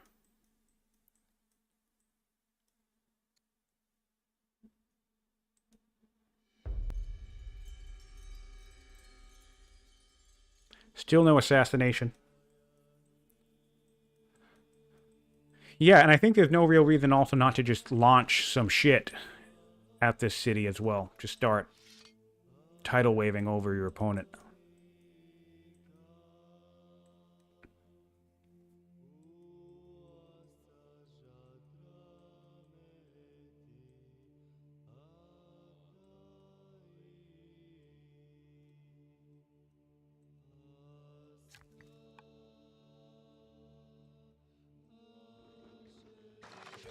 Nice, brutal. I don't know that he has anything that can come in here and take this. Oh, wow, okay. I like that. Okay, anything else? This crossbow, maybe? Yep.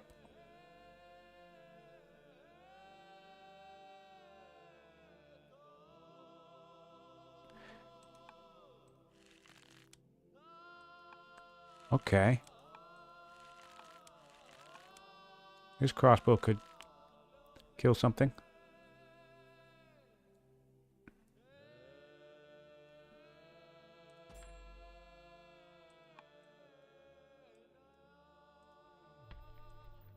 Elephant nearby. Get a pike in range. Could use this. Get some more stuff in range. Take one more kill. One more crossbow kill. And then get everybody else in range.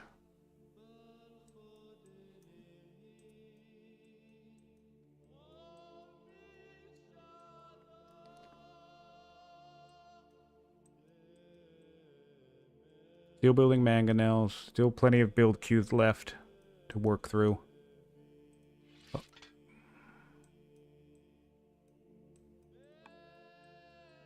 Nice to see a strong naval presence and tactical use of ships, even on a coastal rain basin, you know?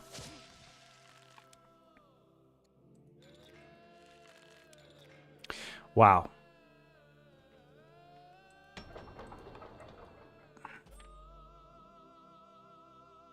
Interesting.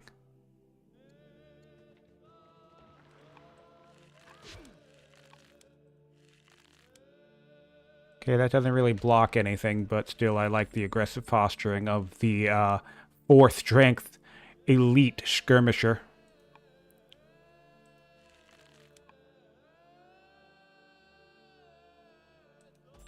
You can rename things, by the way.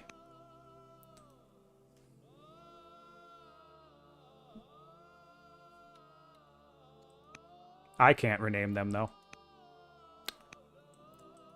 But for future reference, if you end up with a 4-strength elite skirmisher that survives the entire game of a 161-turn battle, you could always give it a cool name if you want to.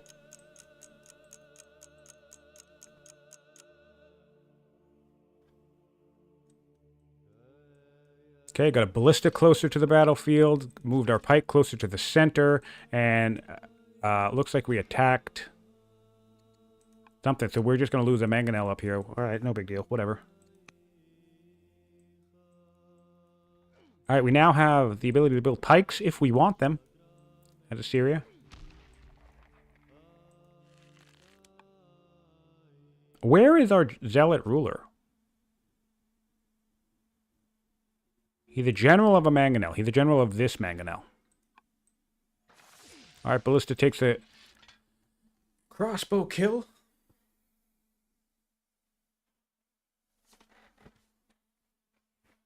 Looks like we're going to attempt to take down the Zealot ruler, and we should be able to. Yeah.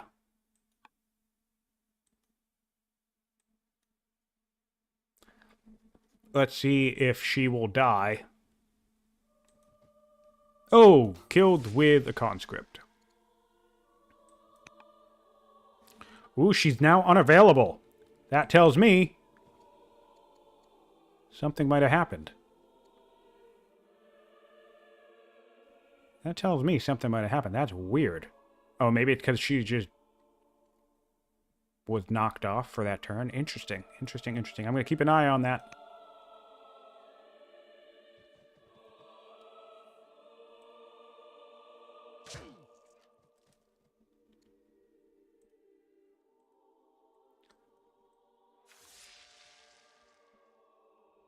I mean, if really, because this guy won't be able to kill anything else. If you put a ballista here and start attacking this city, and then you put a ballista here and start attacking this city, well, there goes 2 build queues. You know, so literally just one kill this with something next turn, maybe crossbow, and then just 2 ballistas. Can this ballista reach? Pretty much will be able to with a force march. So 2 ballistas on Gaza, 2 ballistas on the capital, and then start marching north or start marching south. And then you basically deny 2 build queues from your opponent. And then, of course, there's the whole potential wonder situation we've been chatting about. Should have more than enough. With 8,000 gold, there should be more than enough economy. He doesn't have the civics, but economy to build, I don't know, 4 or 5 wonders.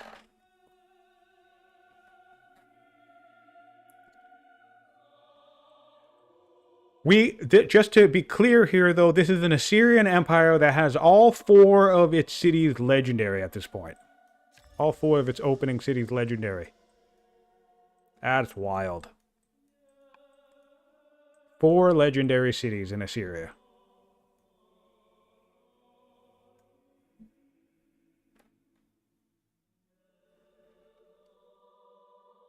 Ah, got it.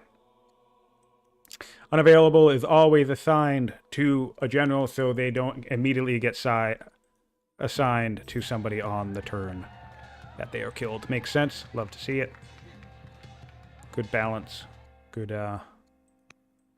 building. Oh, fun. So, unfortunately, this doesn't do what you would think it would do. But, this will solve the problem long term, but it doesn't boot the current siege tower out of build. But it will stop any future siege towers from coming out. So that's a decent pillage. Really love to see the use of the skirmisher for that. Looks like we might have actually... Oh, we did. We spent 100 training just to get an extra attack from this dumb thing. Okay, well, whatever.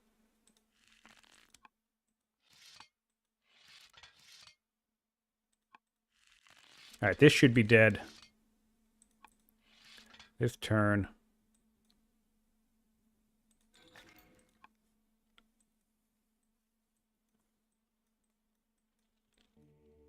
We did lose the mangonel up north to the Syrians, so there's two spears up there to deal with.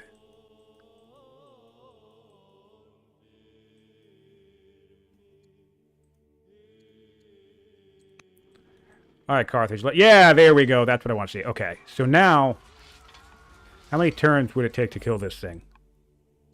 That would be 1, 2, 3. Yeah. Okay, so this is what I'm talking about. Now, you have to start repairing, so you can't build the siege tower. Because this city will fall before the siege tower finishes.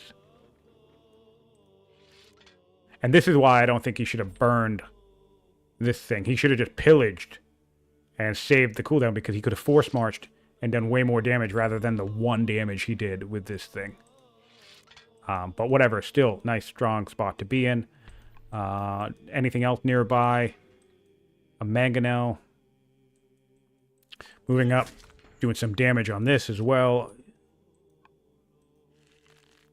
He does run the risk of losing a bunch of these things, but I mean, it's probably fine. I mean, what am I saying? Of course it's fine. It's fine.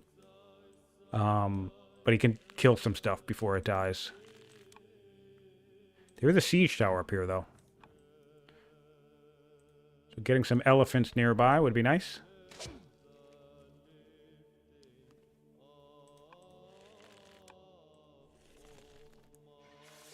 Interesting.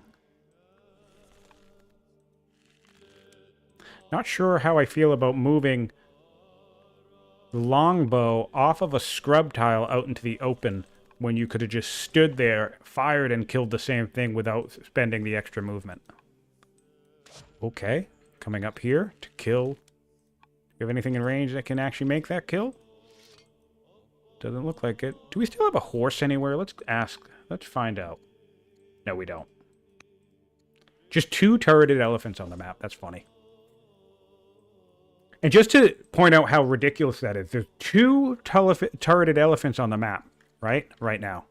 Just to point this out. Carthage has built 22 turreted elephants and 7 African elephants.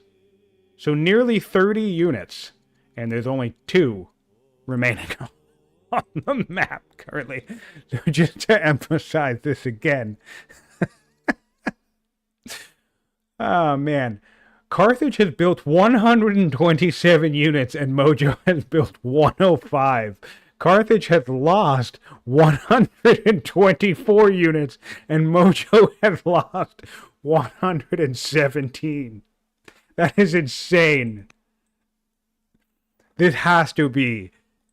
This could very well remain the bloodiest tournament match so far of this entire season. That is just nuts.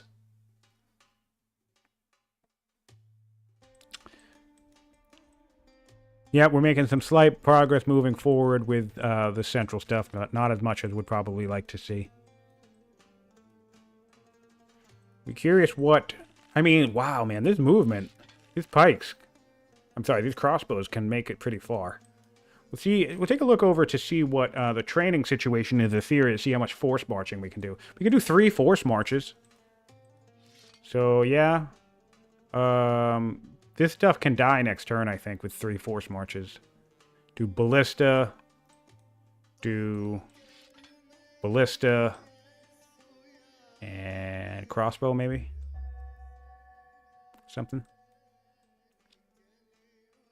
Still not looking hot for Assyria.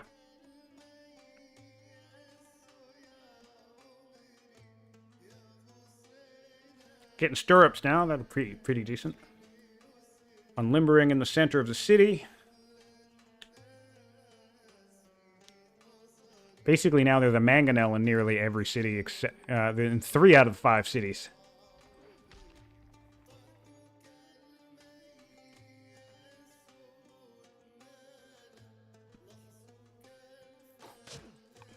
I wonder why he's killing with the conscripts and not with the guys who get XP.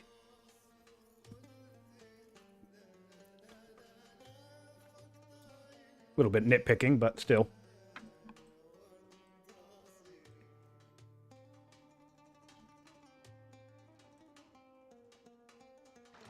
Wow, we're over 3 hours this match. They're the dead longbow.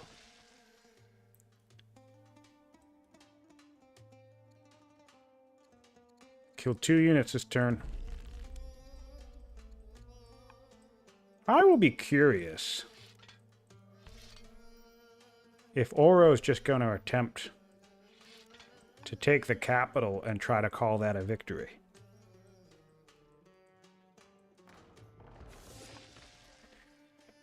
Three kills from Assyria this turn. I mean, I think there's some potential here to route these 2 things with an elephant next turn.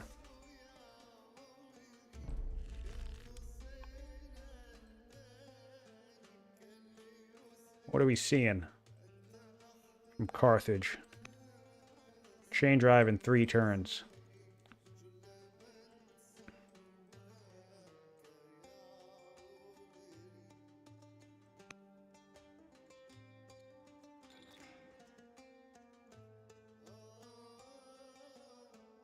It would be funny to see Mojo activate Enlist and just try to cross his fingers for a crit here.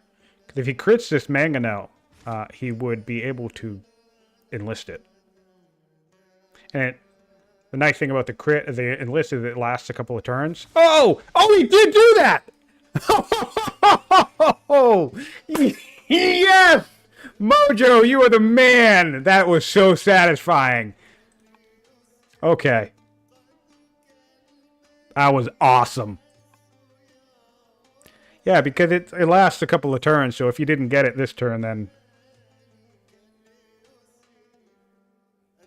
Yeah. No, you're right, Solver. This is admittedly, and respect to Auro, this is dragging probably a little bit on longer than he should have. Because this 3-front situation, honestly, he could have just...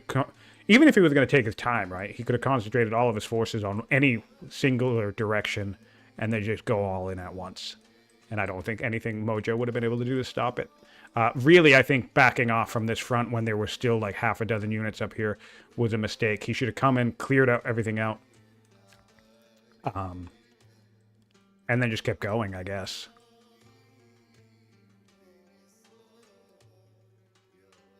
That was great. That was great to see.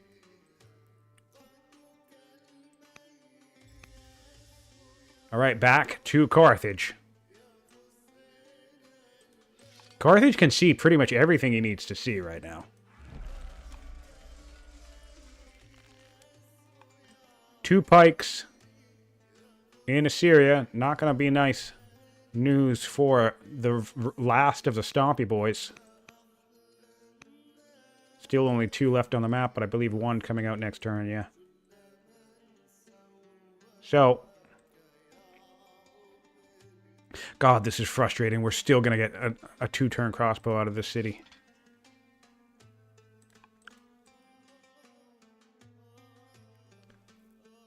I wonder, though, and I say this respectfully to Mojo, but I wonder if this is like one of those chess matches where it's like your opponent has, like, you play the whole game and you get down to just your final 2 pieces for both players because it's just like a good match, right? But your opponent ends up with like a rook or a queen, you know, just 1 piece, right? So like a rook and a king, right? That's all they have.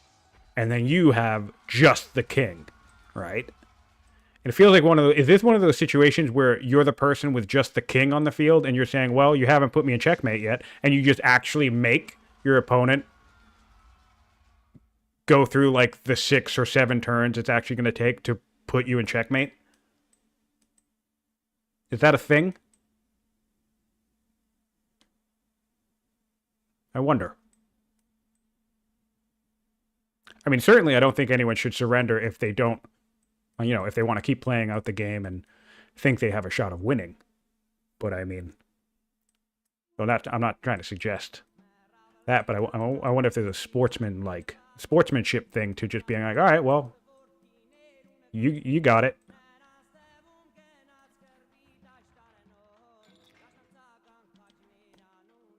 All right, we're getting a request for stats here. It's the first time watching. What do the stats currently look like? Well, we are 163 turns into the game. Are we really going to try and get this? Oh my god, we're just so short. This is so funny. Literally going straight for the capital. That's insane.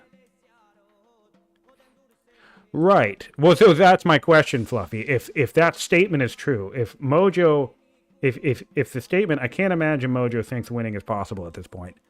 And my question is, why have we played an extra 45 minutes of the game? I also understand maybe giving Auro a cool, like, showing. Like, so surrendering at the first blunder in the battle.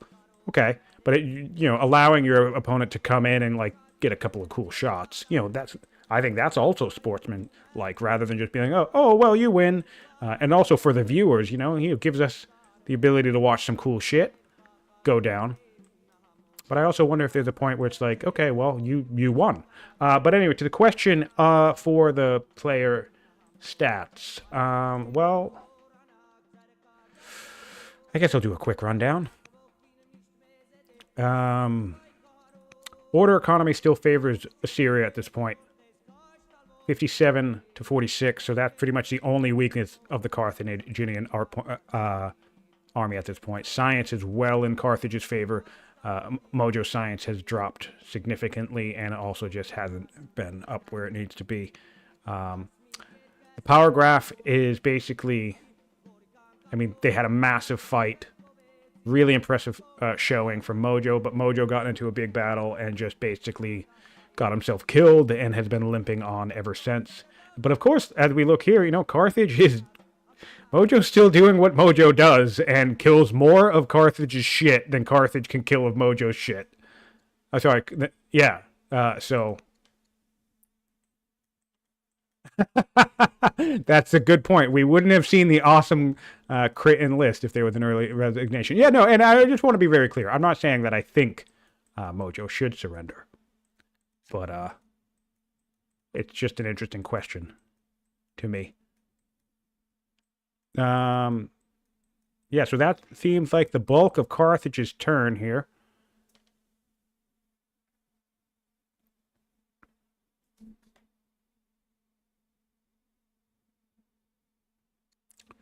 Let's see. It's a 10% chance to crit.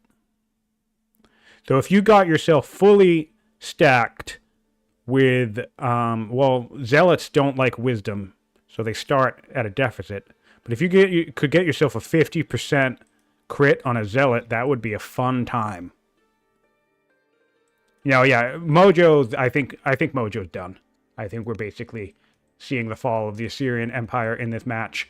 If they're forced to play a second match, I think that would probably, if they can't play after this, I think that would be the point where I would find it a little bit odd if Mojo just didn't resign. But, something actually happened to him in his first match. He had a very, very strong decisive round that then went into another round.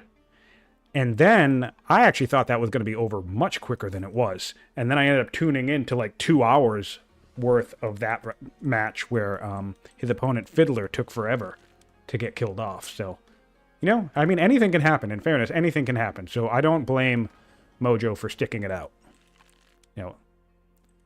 It is a competition, so you can play to your last man if you're really trying to win it as best you can. And honestly, we are seeing the same type of thing play out. So where are we at? Turn 59? Yeah.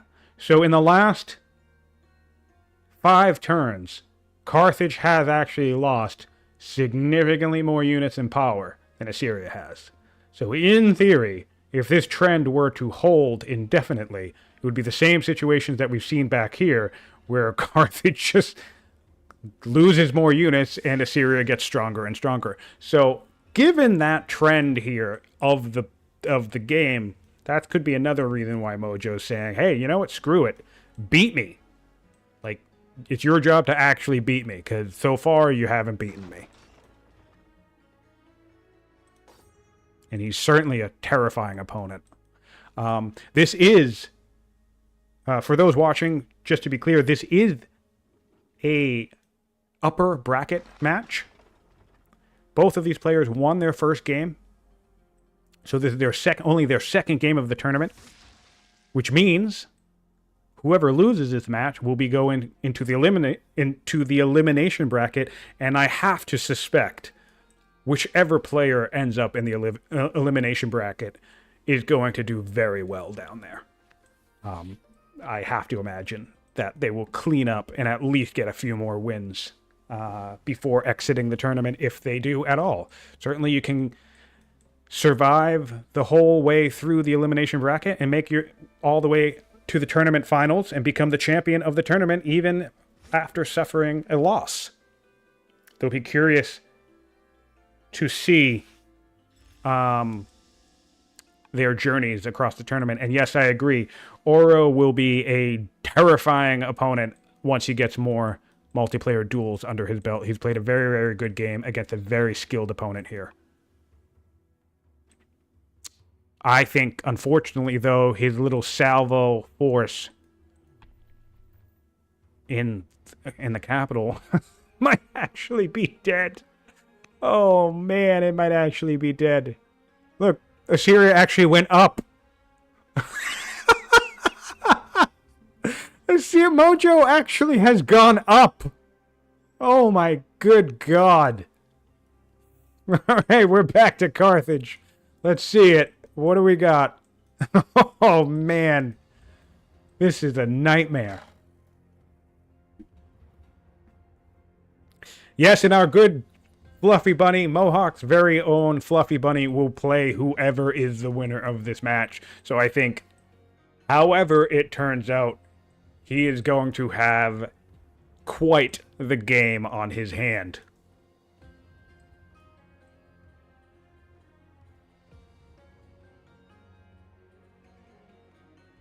Oh yeah, let me check that. I can actually double check that for you, Rincewind. Take a look.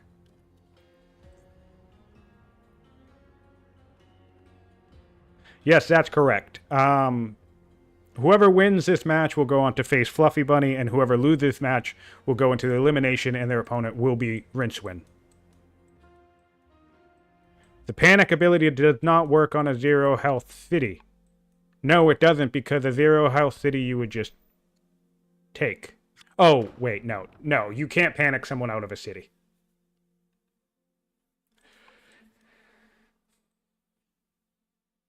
I know Fluffy wants Auro to win just so he doesn't have to fight Mojo. And I don't blame him. Oh my God, I wouldn't want to fight Mojo either.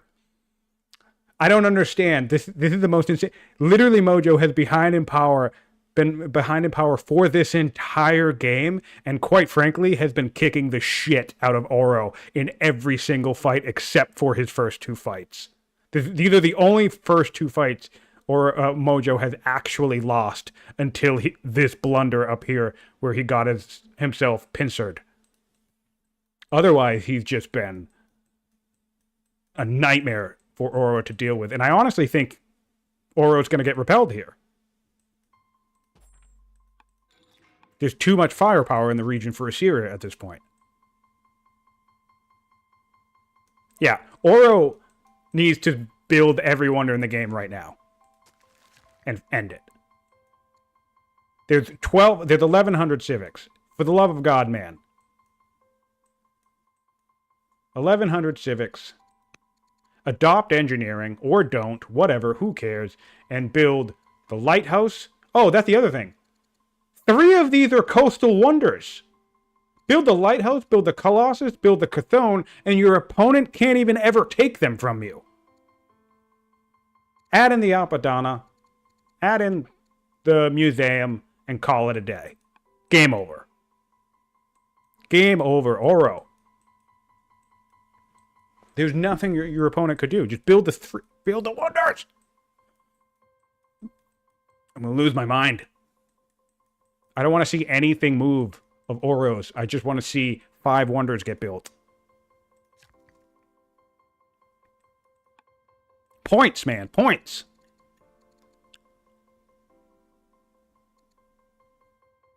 Yeah, he could build every one of these. How many civics did he need? 1, 2, 3, 4, 5, 6, 7, 8, 9. All right, so maybe not every one. 10, 11. 1, 2, 3, 4. He could build 4. And the next turn, he could build the Apadana. 5, and that gets him 10 points. He wins. All right, we're attacking the capital for some godforsaken reason. Well, I mean, we're here, so we might as well just do it. I'm just being sassy at this point. But no, I don't want the skirmisher to die.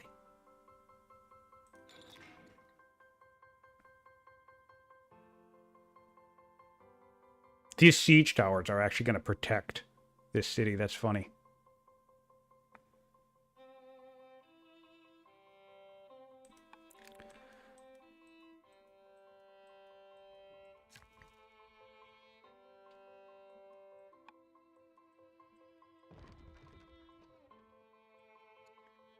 All right.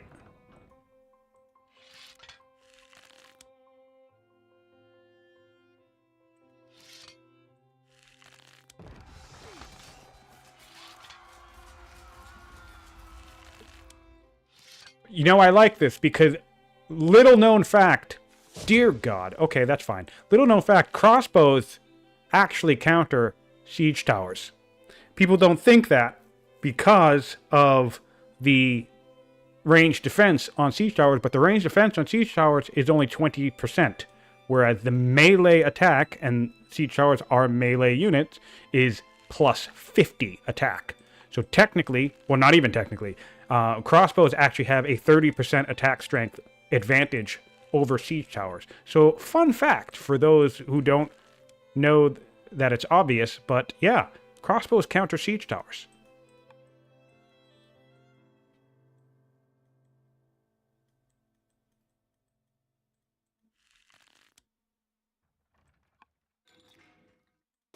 I don't understand what he's doing though. All of this shit's just gonna die next turn. He's literally going in like one unit at a time.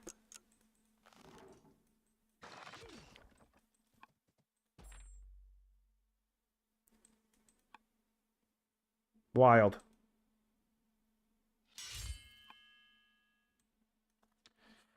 Elephant damage tower against the city. Oh, he would have had that. Yeah, it would have fallen this turn. Because he could attack this.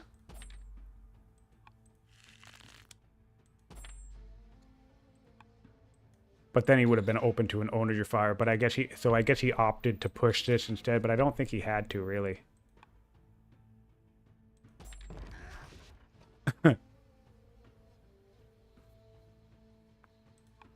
They've been playing for 3.5 hours. We have a Ballista with a Zealot in command.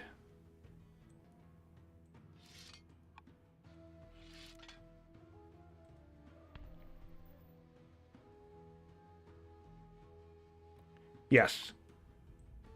100%. Yep, he could have routed and taken it, I believe. Oh well, can't win them all. Especially after 3.5 hour play, I'm sure there's going to be blunders abound. Moving up with some... This! I'm going to lose my goddamn mind. I am going to absolutely lose my shit. There's no autonomy. Why on God's green earth are we building an apprentice monk on turn 164 when we have 264 science and literally all we need to do is one of two things. Build 5 wonders, which we can afford, or just kill the opponent.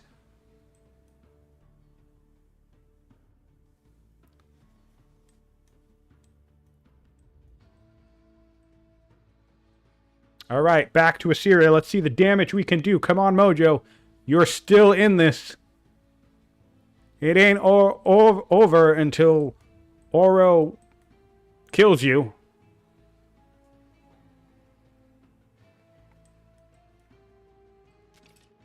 Here comes the dead elephant.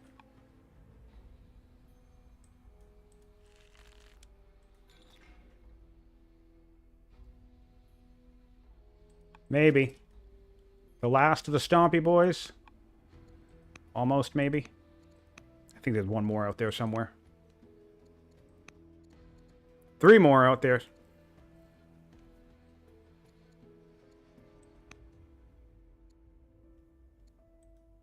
Headed back and healing up with a mangonel. All right.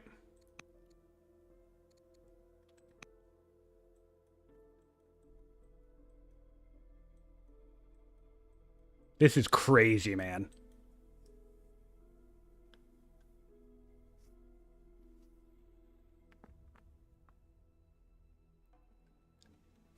Oop, looks like we have conscript stuff happening. Oh, yeah, okay. Yeah, no, we have to take...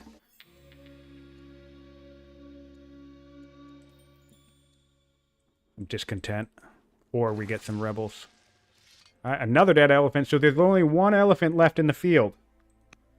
Right? Nope, there's two. If this one dies, this one will be the last of the targeted elephants. Crazy. Crazy, crazy, crazy.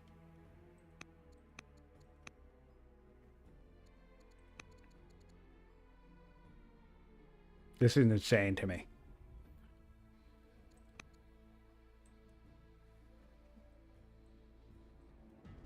Two crossbows. A crossbow and a war elephant coming out next turn. I love the use of the war elephant. That's going to be nice for the mangonels.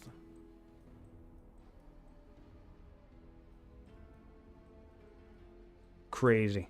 Without the other thing, this type of matchup, right, was just... And you'll see this even in some of the regular size, regular density matches, too, because of the way... Like, Inland Sea will give you this a lot. Where a certain section of the map is essentially blocked off. It's not completely blocked off, but because it's like across the ocean or it's behind a mountain or whatever, the cities aren't really that accessible, so they remain tribal for most of the match. What you end up having is a matchup where it's essentially 5 cities versus 5 cities. And I think that makes it highly tactical in terms of the sense of what you're spending your build queues on and the way kills can matter.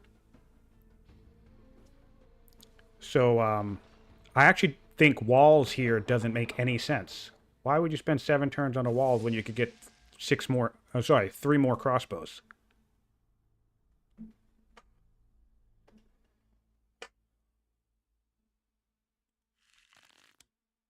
No, and it could be the opposite of what I suggested. It could be that maybe Mojo thinks it would be unsportsmanlike to surrender without allowing his opponent to secure the win. So maybe even if Mojo thinks he's lost, maybe he thinks that his opponent deserves to achieve the victory naturally.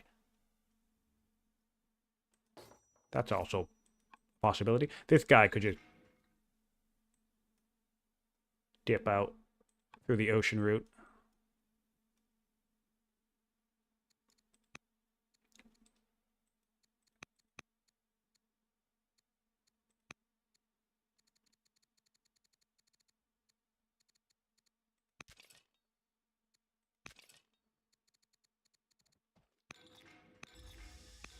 Most of our units have moved.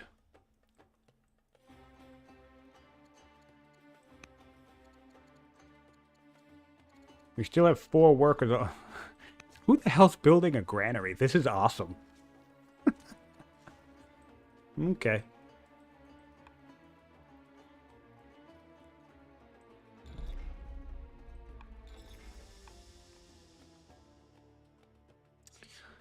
Should be passing to Auro any second now.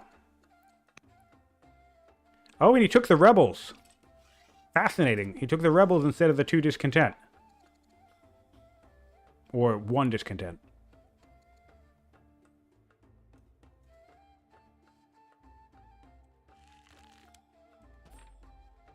Alright, this city should definitely fall now.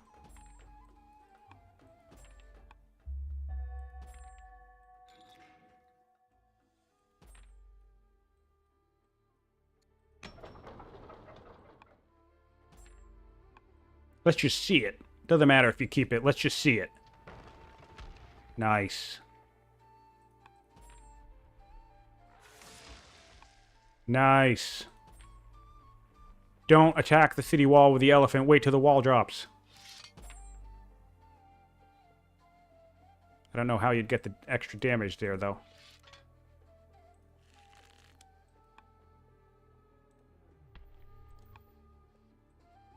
Mojo's literally chopping woods. That's so funny. Right, force march. Yes! The Stompy Boy takes the capital! Yes! The Carthaginian Stompy Boy! That is the victory shot for me. Alright, that's it. Call it a day. It's over. That's awesome. I'm so glad we have that on film.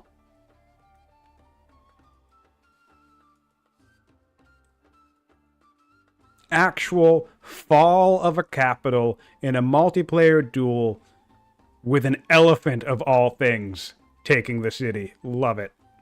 Big fan.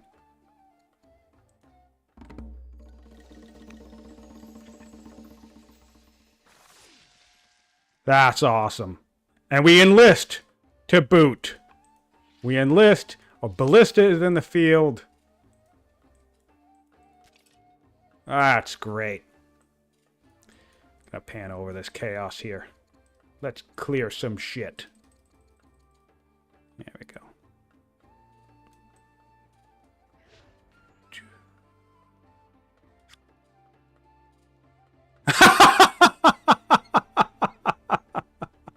Oh, Mojo, you man, you adorable man. Perfect. Okay, it's over. It's over. Fantastic.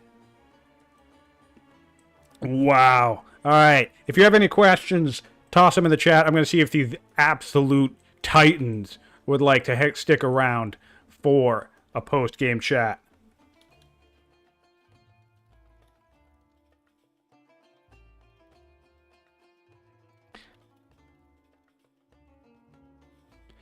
Oh, make sure I get a save here.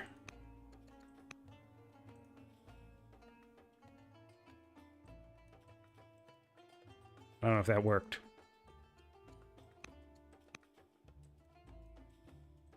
I'm probably going to get disconnected. Oh, well. Whatever. Man, all right.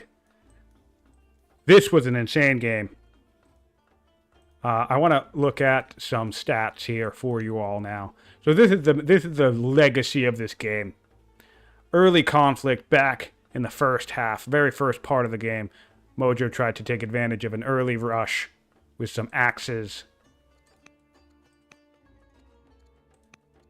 and with some other stuff. A Freemason, I think. He got beat back a couple of times by Mojo.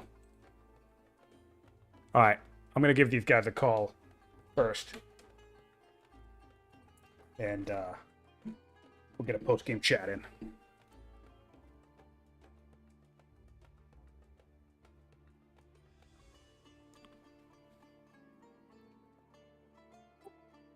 Hello.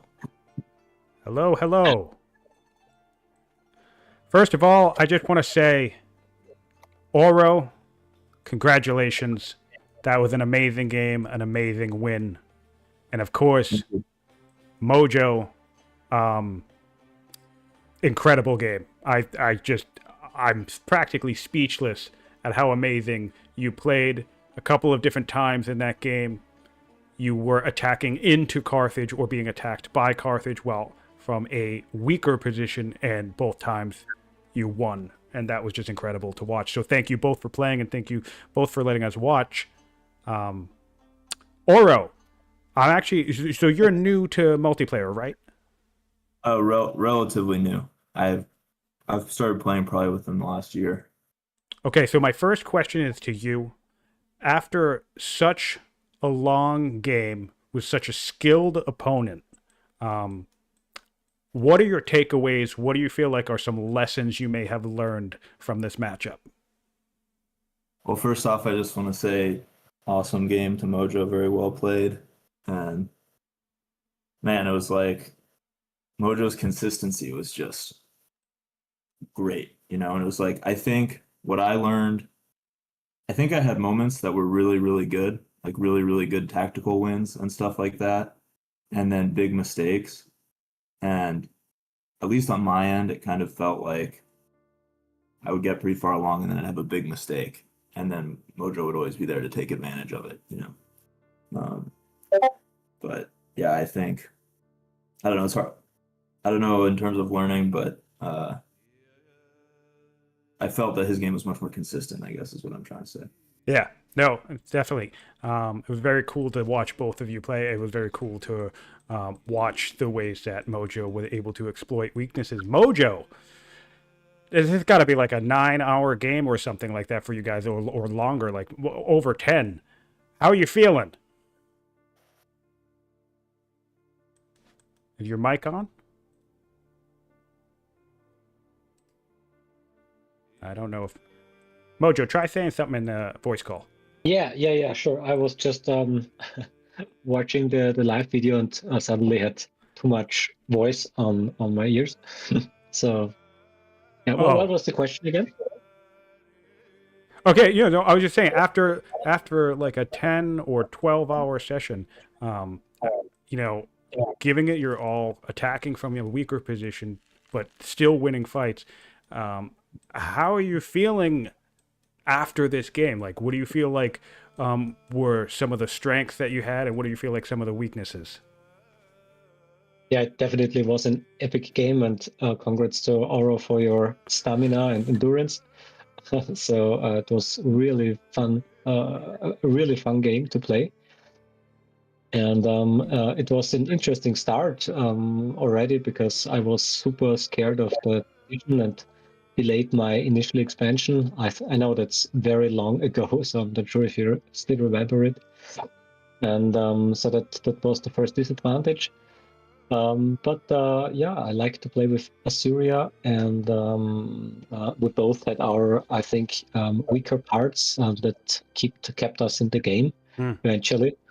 And yeah, I'm not playing so much recently, so I'm still on a bit of the weaker side in the tactical combat. And this eventually, I think, led to the victory of Aura. Well, I definitely don't think you should sell yourself short at all, because I think it's fair to say with Oro's expansion, and also you tried to push into him early on once or twice, and that kind of backfired. And so I think for a good portion of the match, Mojo was playing kind of from behind, or almost. If we look at the power score here, I think that's the most telling thing. Mojo had less power and was weaker than Carthage for the entire game. But yet, if you look at the two major battles that get fought around turn 100 and then again at around turn 140, effectively, Mojo won both of those battles. And so I think that's just the most mind blowing thing I've seen so far in this tournament, the level of skill and the level of patience of both those fights. So certainly kudos to you, Mojo, for sticking in there and not kind of getting letting morale get to you. Yes, thanks a lot. I think in the last battle I lost the patience, so I went a bit too far, and it was a bit too risky, and I didn't defend well in the backyards. And Oro used that advantage. Yeah, It was quite cool to see that he really exploited that weakness in the backyards. yeah, it was kind of heartbreaking to watch because you definitely had some solid momentum there with the mangonel creep, and then Oh yes, just one slight thing out of order gave Oro that routing opportunity. And Oro, I want to say kudos to you, because I watched as you at that part of the game, if you recall, as you slowly kept retreating your ballistas back, but keeping them on those roads, right? Allowing Yeah. them to just kind of launch in when you needed them. And that's something that I've talked about more than once in these games, about like that tactical retreating, kind of knowing, slowly kind of backing off, letting your opponent to come to you. And in that moment, as Mojo was effectively starting to pincer himself, really, I had noticed, oh no, he's moving in, and he didn't have the vision. There was like 4 to 6 ballistas in the region, and Mojo couldn't see any of them, and they were all just waiting on those roads. And I was like, oh, this is going to be a nightmare. And it didn't work out. The last thing I just want to point out while I have you both here is I can't stress how insane this game was. Carthage, Oro produced 131 military units and lost 133 military units. Assyria, Mojo, produced 109 military units and lost 123 military units. Just to demonstrate, to really bring that home, currently on the field right now for Carthage is only 2 turreted elephants. Just 2 turreted elephants. And yet Oro constructed 23 turreted elephants and 7 African elephants. The amount of bloodshed in this game was insane.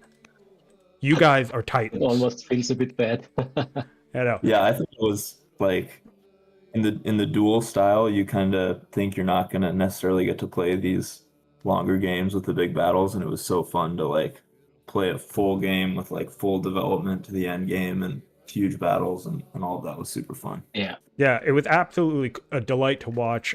Even though it's a long game with multiple parts, I think this will go in the highlight reel. And I'll definitely suggest to everybody who's checking out Old World content and this tournament that they need to tune in, at the very least, jump around to some of the different parts of this game and check out the battles, because there were, I think you guys had 4 or 5 serious battles that each one of them felt like they could have been game defining, and yet the game kept going. Yeah. Absolutely. All right, so because you asked me of the highlights, I remember one more highlight. It was I was very proud to be able to build the Heliopolis to get the orders needed in this game. And I wonder, would you mind showing the order graph for a quick moment? I wonder how the situation was there. The order graph is also crazy. Right around the time you finished that up, around turn 130, we had Assyria having about 53 orders per turn to Carthage's 27 plus or minus worker turns. And I know by the end of the game, Auro really wasn't doing anything with his workers. So it was 61 to 46 by the end of the game, which is just pretty impressive. And I think that certainly played a decisive role in your final battles, where Mojo was able to move more and you were getting that Assyrian refund per kill. Yeah, I would have hoped that this would have given me the victory, but unfortunately not. And Auro, on the other hand, was using a statesman seat to spam decrees. And I think at one point you had a judge in there, and you must have purchased like 9 or 10 of them using gold. So that's another good use of your economy, because your economy is insane. So you were able to translate that money into orders for quite a while too, and that worked out well for you. Man. I also at one point accidentally spent like 19 orders to buy 10 orders. I know. I saw that. That sucked. All right, guys. Thank you both again so much for playing. Remember, for those watching, this is their first, not their first match in the tournament, but their first. It's a top bracket match. So, Mojo, you will go to the elimination bracket, and Auro, you're moving up, and you'll be facing Fluffy Bunny. So, good luck to both of you in your upcoming games, and thanks you so much for being for letting us watch. Sounds good, and thanks so much for commentating, and I look forward to listening to it. Okay, all right. Awesome. Yeah, good luck, Auro, with your game with Fluffy Bunny. Thank you. Good luck to you too. Yeah. Good luck, guys. Thanks again. Yes. All right, everybody. That is the tournament match between Auro and Mojo. I'm going to finish up the stream here just by looking at a couple of other things. I pretty much looked at all the other stats that I wanted to. This, again, is the order score, the military score. Just a lovely narrative of this battle.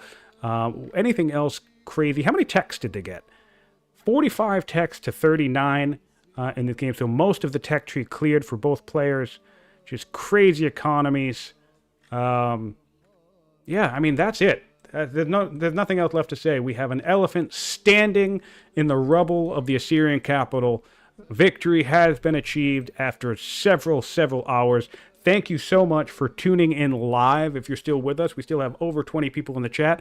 If you followed this after the fact on YouTube, huge thank you. Please give us a like and leave a comment so our champions can see how much you enjoyed the game.